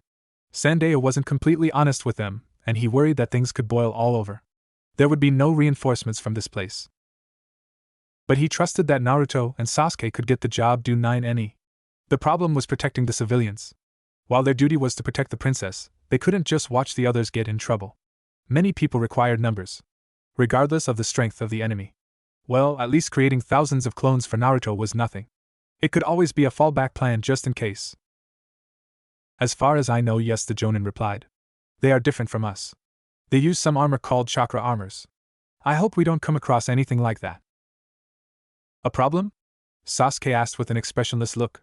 But inwardly, he was dancing in joy. He needed something troublesome to alleviate the boredom and a bag to pound to remove the frustrations he felt with being stuck in this ship with no other way of escaping. Naruto had been right. The little space to move had started to feel like they were in jail. It was doing the same thing over and over again with each day. Yes. I haven't come across a shinobi wearing one in a long time. I'm sure they have evolved them. Kakashi replied in a thoughtful tone. You need to be on the lookout the moment we arrive. Things can escalate at any moment. Of course. For now, let us check this place before they set up their equipment, ordered Kakashi. They all jumped out of the ship. The second Naruto touched the snow, he felt a cold chill down his spine. He needed something over him, or he was going to end up freezing. Those heaters were needed while they stand guard. This was like he was standing inside a freezer while but naked. He surveyed the area with a keen eye. This snow reminded of Haku, the kind-hearted shinobi who died to save his master. A sad reality. But that was the shinobi world. That first mission had taught him the brutality of this journey he'd started. There were no merry songs while out on missions. Death was a working hazard. You went, but there was no guarantee of ever returning. In his case, the villagers would rejoice. Few would mourn his death. A sad reality for him that made him slightly miserable. He hoped that things could change. For the better, in the near future. Looks okay, Sasuke said after he was done with his round. Yeah. Naruto replied in thought. His mind absorbed by his life-sucking thoughts. Sasuke stared, curious about the sudden loss of attention in Naruto. It wasn't the first time he saw Naruto with that kind of look. It always seemed to resurface whenever he was alone. Yet Sasuke wouldn't ask. What? Sasuke shrugged. Naruto put his hands inside his pockets and then walked away from Sasuke, heading back to the ship. The crew would be busy setting up the scene and their equipment. Nothing really seemed to be fixed in some cases. The director was a whimsical junkie who went with whatever he saw fit. It took about an hour for everything to be set up, and like usual, the princess had to be dragged in front of the camera but became majestic when the lights flashed and the director yelled march. The many extras were standing within the snow, the princess doing her part with her guards. The antagonist in the movie was standing some distance away, reciting his lines perfectly as if he was a true villain. They should have gotten a real one.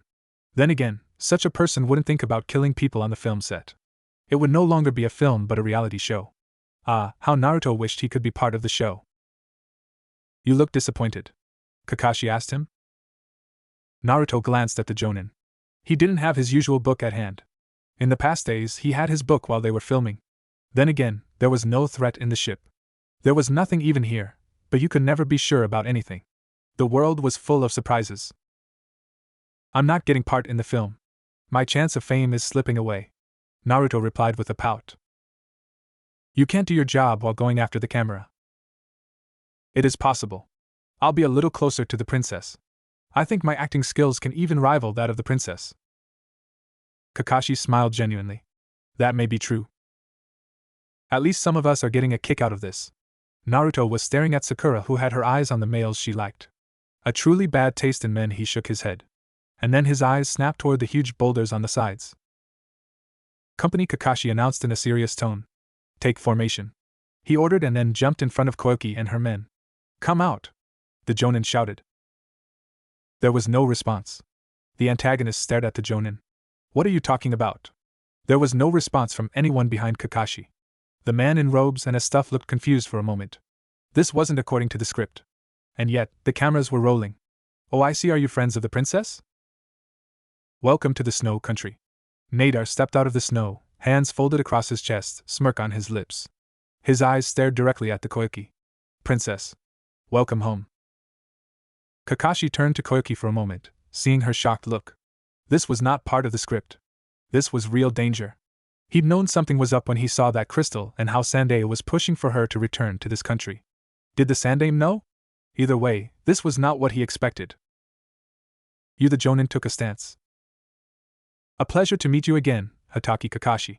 I hope this time around, you won't run away from me.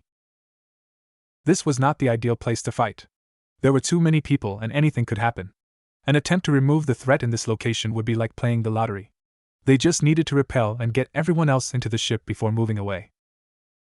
Everyone, get back into the ship. The moment he yelled those words, Kakashi's eyes flashed behind, sensing some movements. Sensing movement, Naruto's eyes flashed on both sides. There were two enemies coming directly toward them. They were moving fast along the snow. Yet, his eyes could clearly match their speed. Years of training help. The target was the princess. He only shot Sasuke a look and focused on his opponent. Sakura would act as the last guard to Yuki. Mizore was sliding along the snow in speed, having burst out from below. He was staring directly at the princess. The brats couldn't do anything to him, not when he had his chakra armor.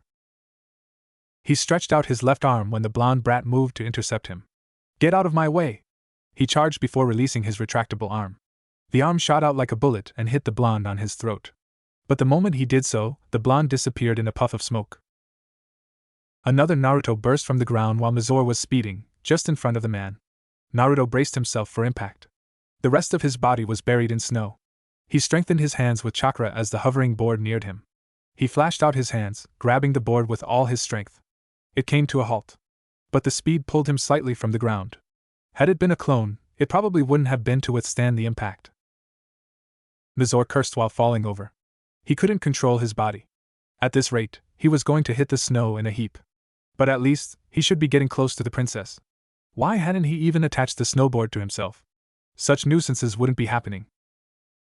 Hello? Mizore's eyes snapped below while he was falling. Another Naruto. Right below him. He was going to fall on the brat. What trick was he using? Shadow clones? Solid ones at that. He couldn't be that fast to have moved that fast. For roots burst from the snow below him, spreading toward his body. In his position, he couldn't do anything. But he still believed in his armor. He grinned, taking his focus away from the princess and to the blonde below him. His armor could withstand the attack. He stretched out his right hand, in attempt to grab the blonde by his face. The roots slammed into his armor but started to disintegrate the moment they hit him. However, there was still enough force behind the jutsu to send him upwards, unharmed as he was. Naruto was surprised that his jutsu didn't work. The armor was protecting the man. But he still had another plan. While airborne, Mizore flipped to the side. The princess was just below him, guarded by the little girl. The problem for him was the blonde. He held out his left hand seeing that the blonde was still lying on the ground. His retractable arm stretched out, flashing toward the blonde. He didn't move as the armored arms slammed into his chest, but once more the blonde disappeared in a puff of smoke. Before he could retract his arm, two more clones burst from the snow. One had the blonde even hid them there. Another clone appeared just where his arm was, holding a kunai at hand. Another was just where his snowboard was. The clone snatched it up and took a single step forward. While he tried to retract his arm, the clone on the ground swung its kunai, cutting the thread holding his arm, much to his surprise. But there was no moment to dwell on it as the other clone hurled his snowboard toward him. Mizore quickly folded his hands across his chest seeing it was where the snowboard was going to hit. The board hit him, but the second it touched his hands, it exploded. Boom. He cursed silently, gritting his teeth in pain. The explosion was minimal, but the sparks had coursed through his body like lightning. There was a resounding explosion up in the air of intense flames with a bit of black within them. The flames brought a wave of heat for a moment. Mizore burst out of the flames, lunging to a distance away to safety with a furious look on his face. Mokutan, wooden locking prison. Mizore's eyes glanced to the sides as wooden pillars burst from the snow. They were all around him. His only method of escaping was above. But before he could jump, the pillars joined, locking him within. Naruto turned away from the man and faced at Sakura. The main objective here had to get the princess to safety. And everyone else. This wasn't a good place to fight. What is wrong with her? He asked Sakura, seeing the princess sprawled on the snow. Hands around her head, with haunted eyes. It was like she was reliving a bad dream. Mental issues, Sakura grunted. Run! Naruto ordered. He created 3 solid clones. The clones picked up the princess, and then Sandae before dashing toward the ship. Sasuke moved at the same time as Naruto. But unlike the blonde, he was quick off his feet. While darting through the snow toward his opponent, he took out a couple of shuriken from his pouch and then hurled them toward her. Fubuki didn't bother trying to dodge the shuriken. A smirk merely formed across her lips as she continued rushing toward the black-haired teen. The shuriken shattered into bits upon crashing into her chest. She immediately took advantage of the situation by doing a couple of hand seals. Sasuke jumped up after sensing a wave of chakra from below. Ice burst out of the snow, nearly catching him on his feet. But he blurred away just in time to avoid the jutsu. He landed a distance away, but not too far off from the princess. There was no telling that if he tried to drag the woman away, she'd follow him. Her objective was the princess, so he always had to stand in the way. There was no time to think as he was forced to jump into the air once more as ice was pulled out from the snow once more. While still airborne, Sasuke took out a kunai with an explosive tag, threw it down at the ice. The tag exploded into a fiery of intense crimson flames. The flames seemingly engulfed Sasuke. Fubuki smiled and then turned her attention toward the princess. There was no need to waste time. She quickly dashed toward Koiki. While running through the snow, a smoke bomb fell in front of her and then exploded. She could see nothing within the smoke. The wings on her back flapped as she tried to take off into the air. Though she managed to take off slightly, her eyes snapped to her legs as she felt something. Two threads hand bundled her legs together. Without turning back, she glanced behind and saw Sasuke standing still with his hands held together. These people were not strong as those he has faced. It was nothing compared to Zabuza. And training in the same field with Naruto really did help. Sasuke felt like he was powerful. He couldn't help but put a smirk on his lips as he pulled the wires. The sudden pull dragged the woman down, slamming her on the snow with her head first, getting buried. Sasuke gathered oxygen within his lungs, measuring the release of his chakra careful.